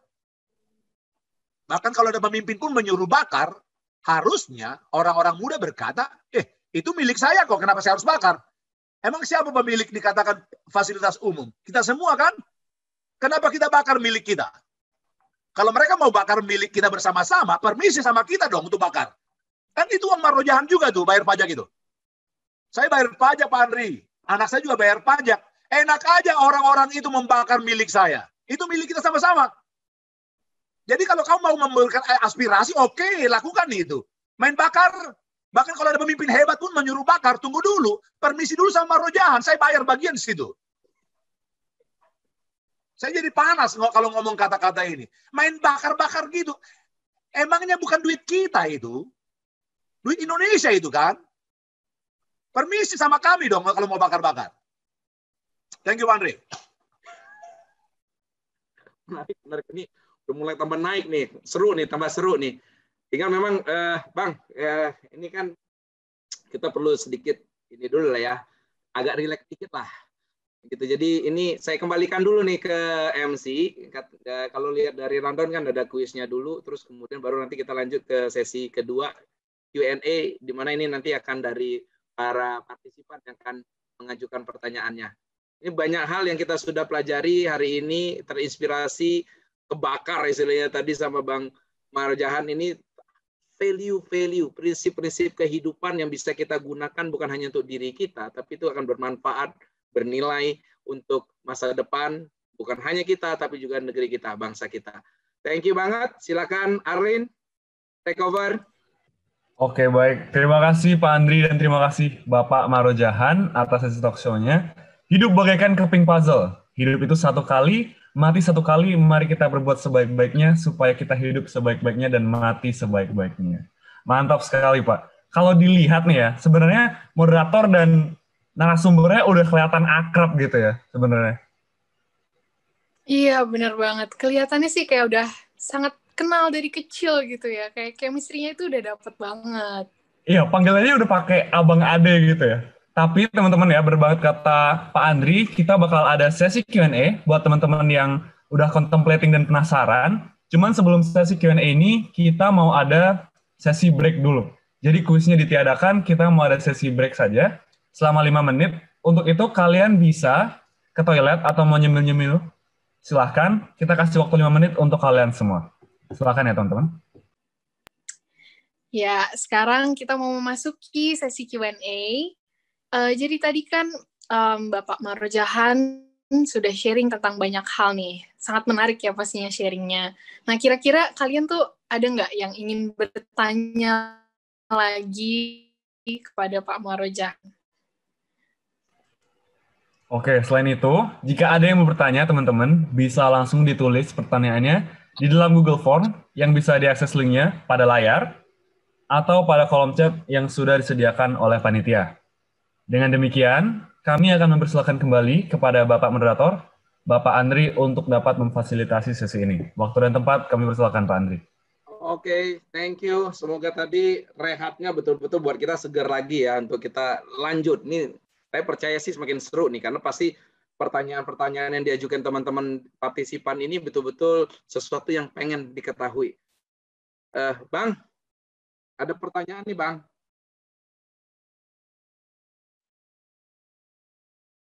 Gimana nih, Bang Marjahan? Oke. Siap, Bang ya. Ini pertanyaannya keren ini, Bang. Aku bacain ya, Bang ya. Ini pertanyaannya, halo Pak. Aku Jessica dari Unika Atmajaya. Cara mengatasi tantangan selama COVID untuk anak muda secara efektif bagaimana? Itu pertanyaannya. Cara mengatasi tantangan selama COVID untuk anak muda. Gimana caranya? Tantangannya, kalau belajar, kalau tantangan belajar daring gitu, buat aku sih, sekali lagi adalah seperti katakan, lead yourself. Pertama-tama itu kan. Kalau kamu bisa mengatur dirimu dengan baik, saya pikir masa COVID ini bukan hal yang terlalu besar untuk diatasi ya. Sebagai contoh, umpamanya anakku yang paling kecil, 13 tahun, betul memang dia akan kekurangan bersosialisasi dengan teman-temannya, tapi hari ini saya justru bisa melihat dia bermain game dengan teman-temannya di waktu-waktu yang pas. Dahulu ketika tidak masa COVID, dia kehilangan teman justru. Kenapa kehilangan teman? Karena game memisahkan mereka. Ada kelompok-kelompok tertentu main game A. Dia tidak main. Karena dia tidak main, akhirnya dia tersingkir dari kelompok itu. Dengan saat ini, semua teman-temannya justru ingin main game, mendekatkan mereka, ada kerinduan gitu. Itu pertama-tama, dari sosialisasi. Kalau yang kedua, dari cara belajar, dia bangun lebih awal, kemudian dia siapkan dirinya, dan dia belajar. Jadi buat saya teman-temanku harusnya tidak menjadi masalah ini bagi kita. Kalau bagi kami pendeta, itu sedikit masalah. Bukan sedikit, banyak juga sih masalah. Contohnya kenapa? Kita kan biasa kan mendekat, mengunjungi orang-orang kan, bicara hati ke hati kan. Itu masalah buat kami karena personal touch-nya penting banget. Touching itu penting banget bagi kami dalam menangani jemaat. Tapi bagi kamu adik-adikku juga memang aku tahu ada kesusahan juga di situ. Tapi harusnya tantangan ini nggak seberat sehingga kamu tidak sanggup dikatakan mengatasinya. Ambil contoh lah, kalau anak yang kecil bisa mengatasinya, kenapa mahasiswa tidak? Gitu. Jadi artinya memang balik lagi ya itu lead self-nya kita dulu ya. Jadi nggak jadikan situasi, kondisi, dan keadaan ini sebagai alasan untuk kita tidak berbuat, tapi malah jadikan itu sebagai alasan untuk kita berbuat lebih lagi. Bahkan sebenarnya nggak ada pandemi pun kita punya alasan kok. Yeah. Jadi terlalu banyak alasan untuk kita buat untuk tidak, tapi tidak ada alasan satupun diantaranya yang sanggup membuat kau tidak melakukan apapun. Gitu. Betul, betul. Thank you Bang. Ini semoga Jess cukup tercerahkan, balik lagi loh ke diri sendiri. Ini ada lagi Bang, pertanyaan kedua nih Bang. Dari namanya Meta Tirta. Dari ini UPH nih, Tangerang. Pertanyaannya, mahasiswa dijuluki sebagai power of change, tetapi masih banyak mahasiswa yang apatis atau tidak peduli dengan kondisi lingkungan sekitar. Apa tanggapan Bapak dengan pemuda atau mahasiswa yang apatis? Lalu apa saran Bapak untuk kami sebagai teman-teman mahasiswa yang apatis tersebut? Waduh, gitu. Ya, saran saya adalah saya benci kamu dengan sikap itu. Marah banget saya. Gimana? Harusnya gimana Bang? Emang kamu bisa hidup sendirian di muka bumi? Nggak bisa kan? Kalau nggak bisa, ayo peduli dong. Yakinkan dirimu adik-adikku. Lihat ya, tidak ada perkembangan tanpa kebersamaan. Tidak ada perkembangan dikatakan tanpa pendalaman. Karena tidak ada perkembangan tanpa kebersamaan, gotong royong, atau kerjasama. Tidak ada perkembangan dikatakan tanpa pendalaman. Ayo, bangkitkan dalam dirimu kesadaran itu. Indonesia menunggumu, masa depan menunggumu. Ini kalimat saya kutip dari Bang Jehian. Dia bilang begini. Kalimat anak-anak muda sekarang keren-keren lah. Dia bilang begini. Apa yang kamu sekarang itu bisa memberikan hal besar bagi kamu yang nanti. Tapi bisa juga begini. Kamu yang sekarang, kamu telah mencuri dari kamu yang nanti. Nanti kamu bangga dengan dirimu atau kamu sedih dengan dirimu, itu ditentukan sekarang. Jadi teman-temanku, mari. Kalau kamu apatis sekarang, itu kelak akan disesali karena kamu mencuri terlalu banyak dari masa depan. Yang kamu pada masa depan. Sedangkan kalau kau berlaku benar hari ini, memperhatikan sesamamu hari ini, kemudian satu sama lain dikatakan saling memperhatikan, kamu memberikan sumbangsi bagi masa depan kamu. Jadi teman-temanku, saya menantangmu. Ayo. Aku marah banget kalau orang-orang muda mulai sembarangan hidupnya, nongkrong-nongkrong, ngerokok-ngerokok, kemudian kongko-kongko, yang lebih kaya sedikit, kemudian di kafe kemudian nggak ngapa-ngapain, ngobrol-ngobrol, 2-3 jam bicara cinta, nggak pernah pacaran. Itu menyedihkan gitu. Belum lagi ada beberapa orang rokoknya, oke, mereka bilang kita jangan merokok, tapi pakai apa tuh penggantinya? Vape. Vape. Dia pakai itu sambil tiup, terus saya kena sebagian asapnya itu. Kurang ajar anak muda saya pikir. Ayo, kamu jangan merampok dari masa depanmu. Lihat sama-sama, engkau bukan hanya merampok dari masa depanmu, engkau juga merampok dari Indonesia pada masa depan, kan? Yakinkan dirimu, Jepang yang sekarang telah membayar apa yang harus mereka bayar untuk masa depan sekarang ini. Berapa tahun lalu? 30 tahun lalu mereka bayar. Hari ini, kau bayar apa dikatakan 30 tahun mendatang? Kalau kau sembarangan dengan hidupmu hari ini. Silakan Pak Andre. Oke, ya. Jadi memang ada yang bilang gitu Bang ya.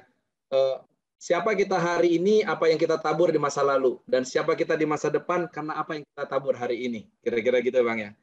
Nah, kaitan dengan ini tadi, apatis-apatisan ini tadi, kalau kita mau berkontribusi, kalau kita mau untuk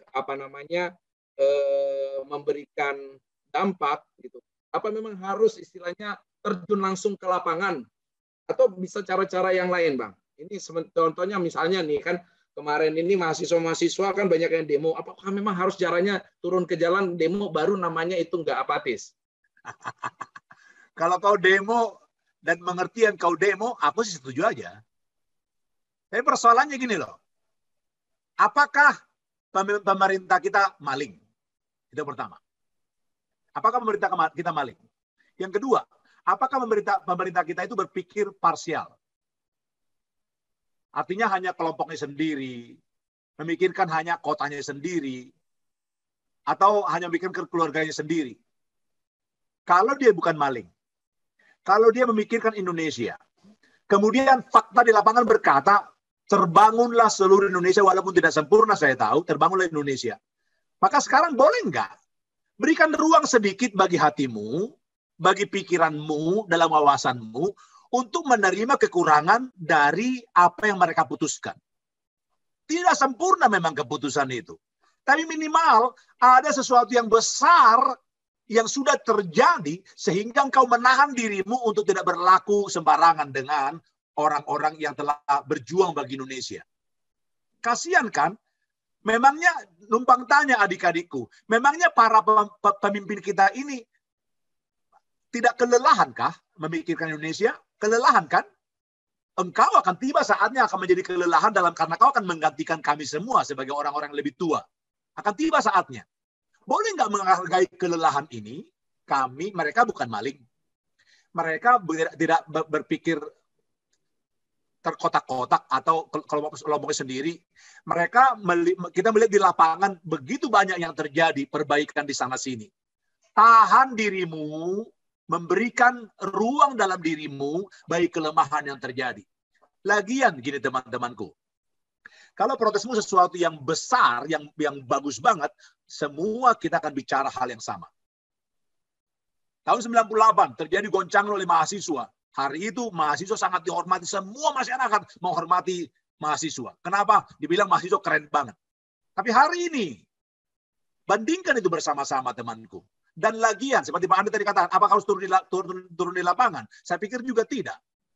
Kalau kau dengan tegas mengkritisi apa yang kurang dikatakan dari pemerintah kita, dengan tulisan-tulisan, dengan gagasan-gagasan, dengan tweet di Twitter, bukan kalimat sembarang ngomong, karena Twitter namanya kan, boleh sembarang ngomong kan? Kan berkicau. Dan semua orang berkicau, kalau burung berkicau aku suka mendengarnya, tapi kalau orang-orang muda berkicau di Twitter, aku bilang bikin pusing orang muda. Tapi kalau kau berkata melakukannya dengan tajam teman-temanku, karena kau memahami situasi kondisi, saya pikir mari kita lakukan itu bersama-sama. Yes. Lakukan bersama-sama dengan cara-cara yang memang juga sesuai ya Bang ya. Ya. Tadi itu menarik tuh dengan memberikan aspirasi-aspirasi melalui tulisan-tulisan. Ini anak-anak UPH ini mungkin sedikit promosi juga. Mereka yang concern dengan ini nggak apatis loh Bang. Mereka bahkan rencananya mau buat semacam kajian-kajian yang kemudian nanti hasil kajiannya mau disampaikan kepada pemerintah. Kalau yang gitu keren nggak Bang tuh? Keren banget. Keren banget Bang ya. Jadi ada koridornya yang dibuat seperti sekarang ini. Anak-anak muda izinkan saya menyebutnya PSI lah. Ini anak-anak muda ini bukan garong. Saya hormat dengan mereka. Tapi siapa yang peduli dengan mereka itu? Kita berdoa, mendukung mereka, supaya kalau tiba saatnya mereka menjadi besar, bukan garong gitu. Kan orang-orang muda ini kan ketika usia sampai 26, kayaknya, waduh idealis. Sampai 30 masih idealis. Pas 31 jadi Los Angeles. Los Angeles maksudnya. Menjadi malaikat yang jatuh gitu. Nggak jadi apa-apa, maling juga gitu. Lalu kemudian orang berkata begini, memang jangan masuk politik, karena politik itu berdosa.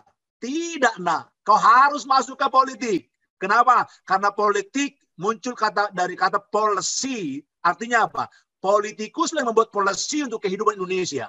Artinya apa? Masuk di situ. Engkau para jagoan dalam bidang akademik, saya harap kau berani masuk dalam dunia yang berat itu. Apakah politik berdosa? Tidak. Orangnya berdosa. Kau masuk ke sana untuk bertarung, memperbaiki policy yang terbaik, dan kita akan lihat Indonesia. Pak Andri, tahu nggak bro? Dengan kalimatmu tadi, kok saya berharap banyak dari kalian orang-orang muda yang hadir pada seminar ini. 10 tahun mendatang, saya harap saya masih hidup. Kalau saya masih hidup hari itu, saya akan melihat seorang bernama Arlen, Kathleen, Louis, Kesia memimpin Indonesia. 10 tahun mendatang. Mantap, amin. Itu dia yang kita harapkan semua nih. Para anak-anak muda yang akan menjadi pemimpin bagi masa depan bangsa dan membawa bangsa ini menjadi lebih baik lagi ya. Sehingga cita-cita perjuangan bangsa ini bisa kita capai bersama. Bang, ada pertanyaan lagi? Boleh, Bang? Kita lanjut ya, Bang ya. Selamat pagi, Pak. Ya, ini dari namanya Jessica Cindy Sumaila. Sekolah Dian Harapan Manado. Dari Manado nih. Selamat pagi, Pak. Bagaimana tanggapan Bapak untuk anak-anak yang tidak dapat melanjutkan sekolahnya dan justru bekerja untuk membantu keuangan keluarga karena dampak pandemi ini? Banyak juga yang tidak dapat belajar karena terbatas fasilitas untuk mengikuti pembelajaran online. Ini real banget memang situasi-situasi yang terjadi saat ini ya, karena dampak daripada COVID-19 ini kena sektor finansial, keuangan, ekonomi, sehingga memang ada yang sangat sulit untuk bisa melanjutkan studinya. Ya, banyak orang tua yang kehilangan pekerjaan. Sehingga bagaimana nih? Apakah anak-anak ini harus istilahnya cari pendapatan, malah akhirnya mungkin nggak bisa punya kesempatan belajar. Juga dengan fasilitas-fasilitas yang terbatas, sehingga terbatas juga belajar online-nya. Terima kasih untuk adikku dari Dian Harapan. Kalau kau sekolah di Dian Harapan, pasti ekonomi keluargamu bagus. Ketika saya dulu di Jakarta, saya adalah pembicara untuk UPH dan Dian SPH seluruhnya. Termasuk juga Dian Harapan seluruhnya di Jakarta dan sekitarnya. Dan saya bersyukur bisa mengenal kampus ini. Dan sekolah ini termasuk pernah menawarkan kepada anak-anak saya beasiswa. Artinya, sekolah ini memperhatikan orang-orang yang secara ekonomi kurang. Dan kalau saya boleh melihat teman-temanku, saya menangisi kejadian ini untuk orang-orang muda yang nggak bisa sekolah karena pandemi ini. Tapi, izinkan saya memberikan kata tapi, saya punya keluarga yang secara ekonomi juga tidak mapan. Dalam keadaan ini mereka kesulitan. Tapi mereka tidak meninggalkan sekolah. Mereka kemudian ikut membuat ekonomi di rumah. Buat satu namanya mie apa itu ya? Mie olio oglio atau apa gitu. Saya kalau harus saya tidak salah mendengar. Olio oglio apa? Lidahku sih nggak cocok makan itu. Nggak cocok. Kenapa? Aku lebih cocok makan saksan. Makanan Batak. Daripada LAPO, lapo. Jadi saya lebih suka itu. Tapi lihat sama-sama adik-adikku. Dia lakukan itu di rumah. Kemudian dia gunakan HP mamanya untuk jualan. Kemudian dia bisa menjual dalam satu hari 40. Nah, kita tahu bersama-sama teori dagang. Kalau 40, berarti keuntungan kira-kira bisa setengah dari harga penjualan, kan? Nah, akhirnya dia bisa membantu ekonomi papa-mamanya tanpa meninggalkan sekolah. Tapi, karena kau adalah orang muda yang memikirkan orang-orang muda lain, kalau sampai ada orang-orang muda yang meninggalkan sekolah karena pandemi ini, buat saya, mari kita tangisi bersama-sama. Dan adikku yang dari Manado, aku membagikan pulsa kepada beberapa orang yang saya kenal. Karena saya memperhatikan, bukan karena saya kaya, tapi karena saya memperhatikan mereka, membagikan pulsa. Nah, boleh nggak kau juga ikut bersama-sama bagi pulsa kayak aku? Atau yang lain, belikan HP. Kalau ekonomi lebih bagus dari Pak Pendeta, boleh nggak bagikan HP kepada teman-teman? Pasti nggak semahal HP-mu pasti. Tapi kan ada HP yang 300.000 kan? Dan teman-temanku, saya memiliki HP di rumah beberapa, dan saya bersyukur pada Tuhan, HP yang tidak lagi saya gunakan, saya sharingkan kepada orang. Tadi saya katakan kepada Pak Andri, apa yang tidak saya gunakan di rumah, yang bisa digunakan orang lain, saya nggak pernah jual. Saya bagikan saja. Walaupun awal-awalnya susah bicara dengan ibu rumah tangga yang ekonominya jauh lebih jago dari saya, kan? Maksudnya perhitungannya kan, para perempuan itu kan jago-jago nih. Tapi saya mengingatkan istriku, ayolah sayang, kita udah punya kok. Tanpa ini pun kita masih hidup kok. Ya udah, kita bagilah kemudian HP itu kepada orang yang membutuhkan tanpa menjualnya gitu. Juga benda-benda lain. Pertama, mengurangi kapasitas rumah kami supaya tidak kepenuhan barang. Itu kan puji Tuhan banget tuh. Atau mengurangi lemari istriku kalau pakaian sudah terlalu banyak umpamanya. Atau pakaianku. Itu kira-kira adikku yang di Manado. Tapi saya mau memujimu untuk pertanyaanmu ya. Terima kasih memikirkan orang-orang yang putus sekolah. Dan yang lain teman-temanku, kalau ada 324 orang sekarang masih bertahan dalam pertemuan ini, maka saya menantangmu teman-temanku. Dengan jumlah ini, many impossible things become possible things by you. Oleh karena kamu. Bayangkan saja kalau masing-masing kita hari ini mengumpulkan uang 10.000 dan buat saya tidak susah buat mengeluarkan 10.000, sudah bisa beli handphone 10 kita. Jadi kita tinggal sekarang bilang UPH. Dari UPH bilang hubungi orang-orang sekolah mana yang butuh handphone. Nanti kelompok ini yang menyalurkan 10 handphone karena masing-masing peserta memberikan 10.000. 10.000 doang loh. Menantang tadi perkataan Pak Andri tadi, gotong royong gitu. Keren banget. Persoalannya adalah kau mampu, mau tidak. Itu masalahnya. Jadi kemauan dulu ya, baru bicara tentang tindakan, kemampuan, gitu Bang ya. Ya, tapi memang mulai dari kepedulian tadi, dan saya juga sama Bang, saya senang sekali dengan pertanyaan dari Jessica ini yang peduli ya dengan orang-orang yang sedang mengalami dampak daripada COVID-19 ini ya, dan memang bagiannya kita dari apa yang ada pada kita, itu juga bisa kita berikan ya, sebagai wujud kasih kita dan juga kepedulian, perhatian kita. Bang, pertanyaan berikutnya boleh, Bang? Ya. Ini kita dari Kevin Giovanni Haryadi, ini UPH juga nih, Tangerang. Pertanyaannya, bertanya secara langsung nih. Ini keren nih. Kevin mana nih, Kevin? Silakan Kevin, boleh bertanya secara langsung.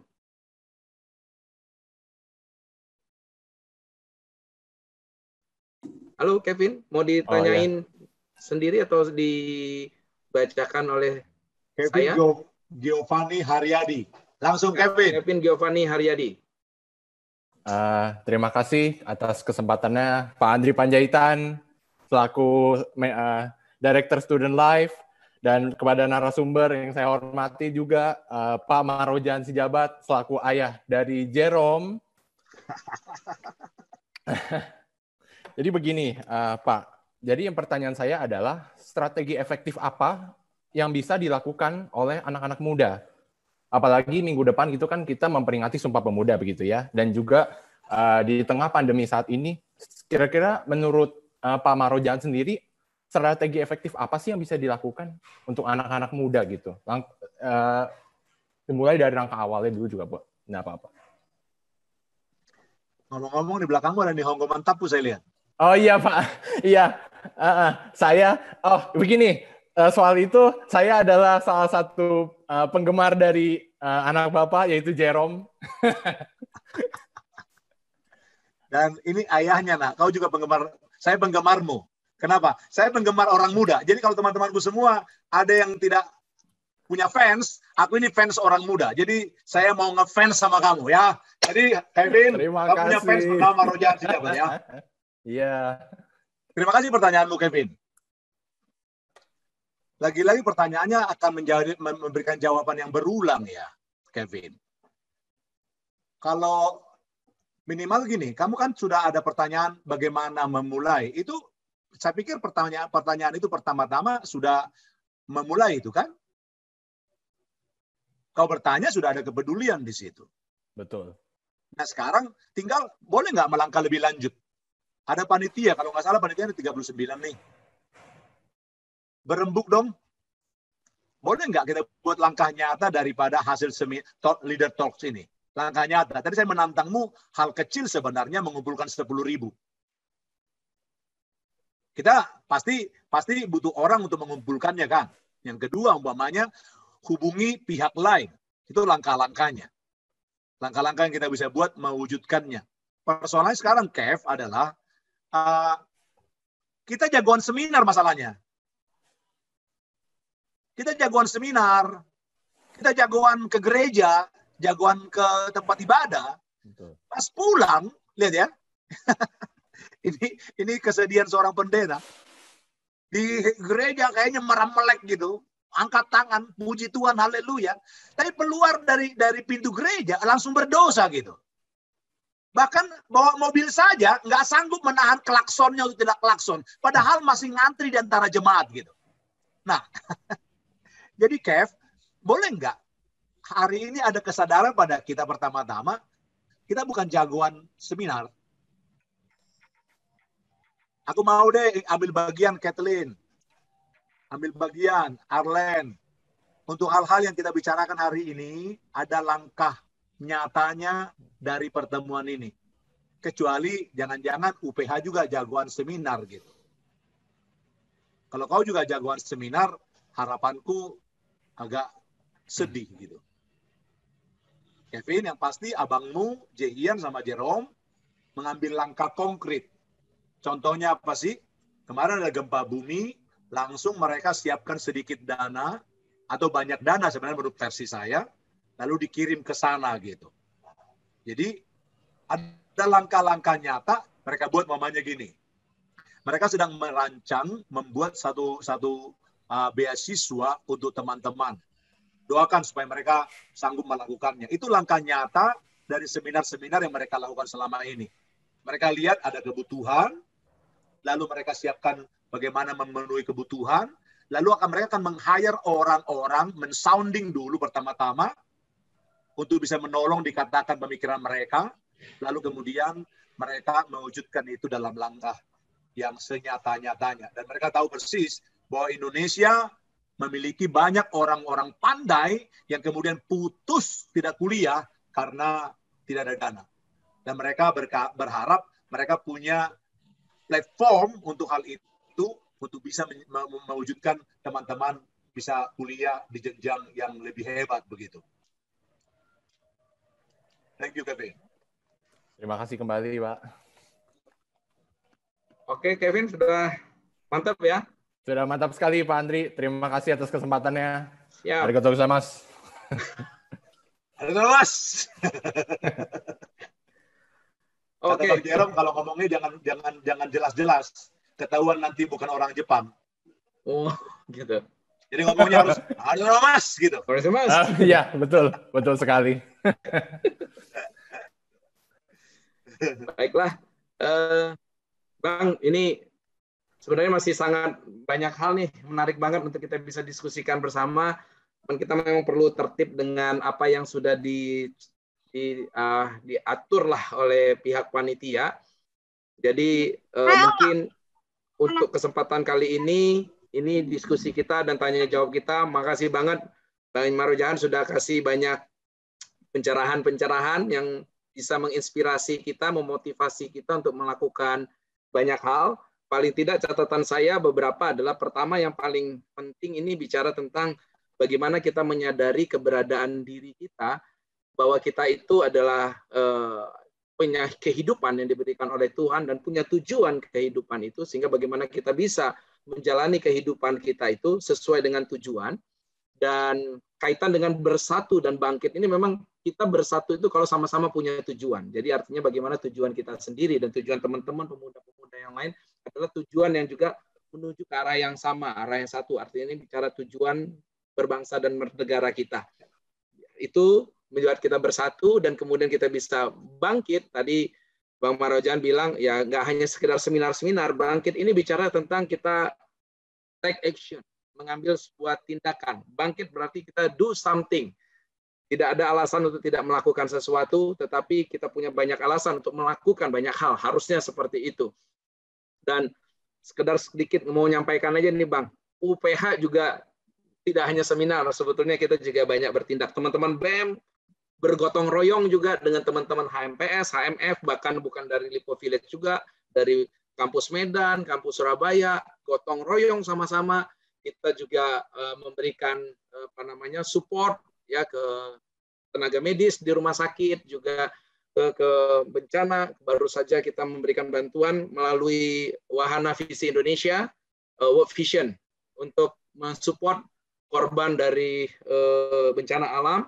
Jadi saya pikir memang itulah anak muda yang sesungguhnya, dengan potensi, dengan talentanya, bersama-sama melakukan sesuatu, bangkit untuk memajukan bangsa kita ini. Mungkin itu yang bisa saya simpulkan dari Leaders Talk X Pembebas kita kali ini. Semoga ini semua berguna dan bermanfaat. Terima kasih, saya kembalikan kepada MC. Wah, bagus sekali ya. Mantap sekali nih sesi Q&A kita. Sayang sekali sesi Q&A kita harus berakhir sekarang. Dan semoga pertanyaan-pertanyaan kalian tadi bisa terjawab dengan baik ya. Oke, terima kasih banyak untuk Pak Marojahan dan Pak Andri sudah menemani kita semua pada hari ini. Untuk itu aku mau mengajak teman-teman semua untuk kita berikan apresiasi untuk Pak Marojahan dan Pak Andri melalui tepuk tangan virtual. Oke, terima kasih teman-teman. Terima kasih Pak Marojahan, Pak Andri. Oke, sekarang kita akan memasuki sesi foto bersama nih. Nah, kami mau persilakan divisi Muldok untuk mengambil alih sesi foto ini.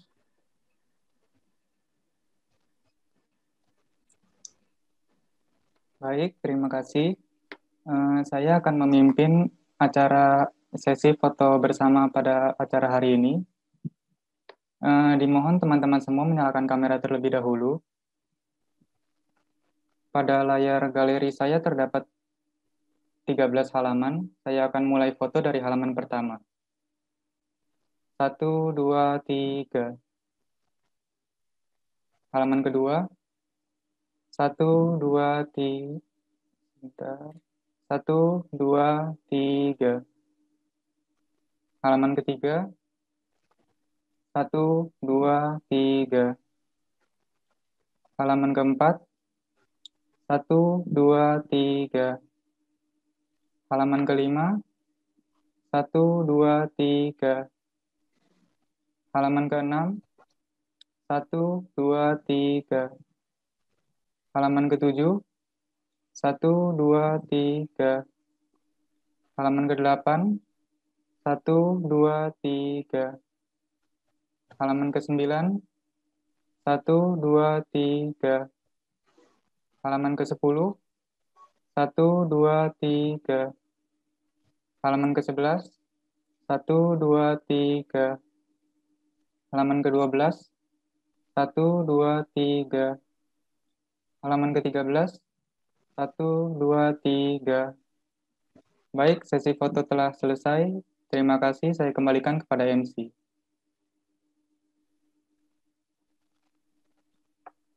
Oke, terima kasih Divisi Muldok. Kami ingin menyampaikan terima kasih banyak kepada Bapak Marojahan atas sesinya. Semoga Bapak akan selalu diberkati oleh Tuhan Yang Maha Kuasa.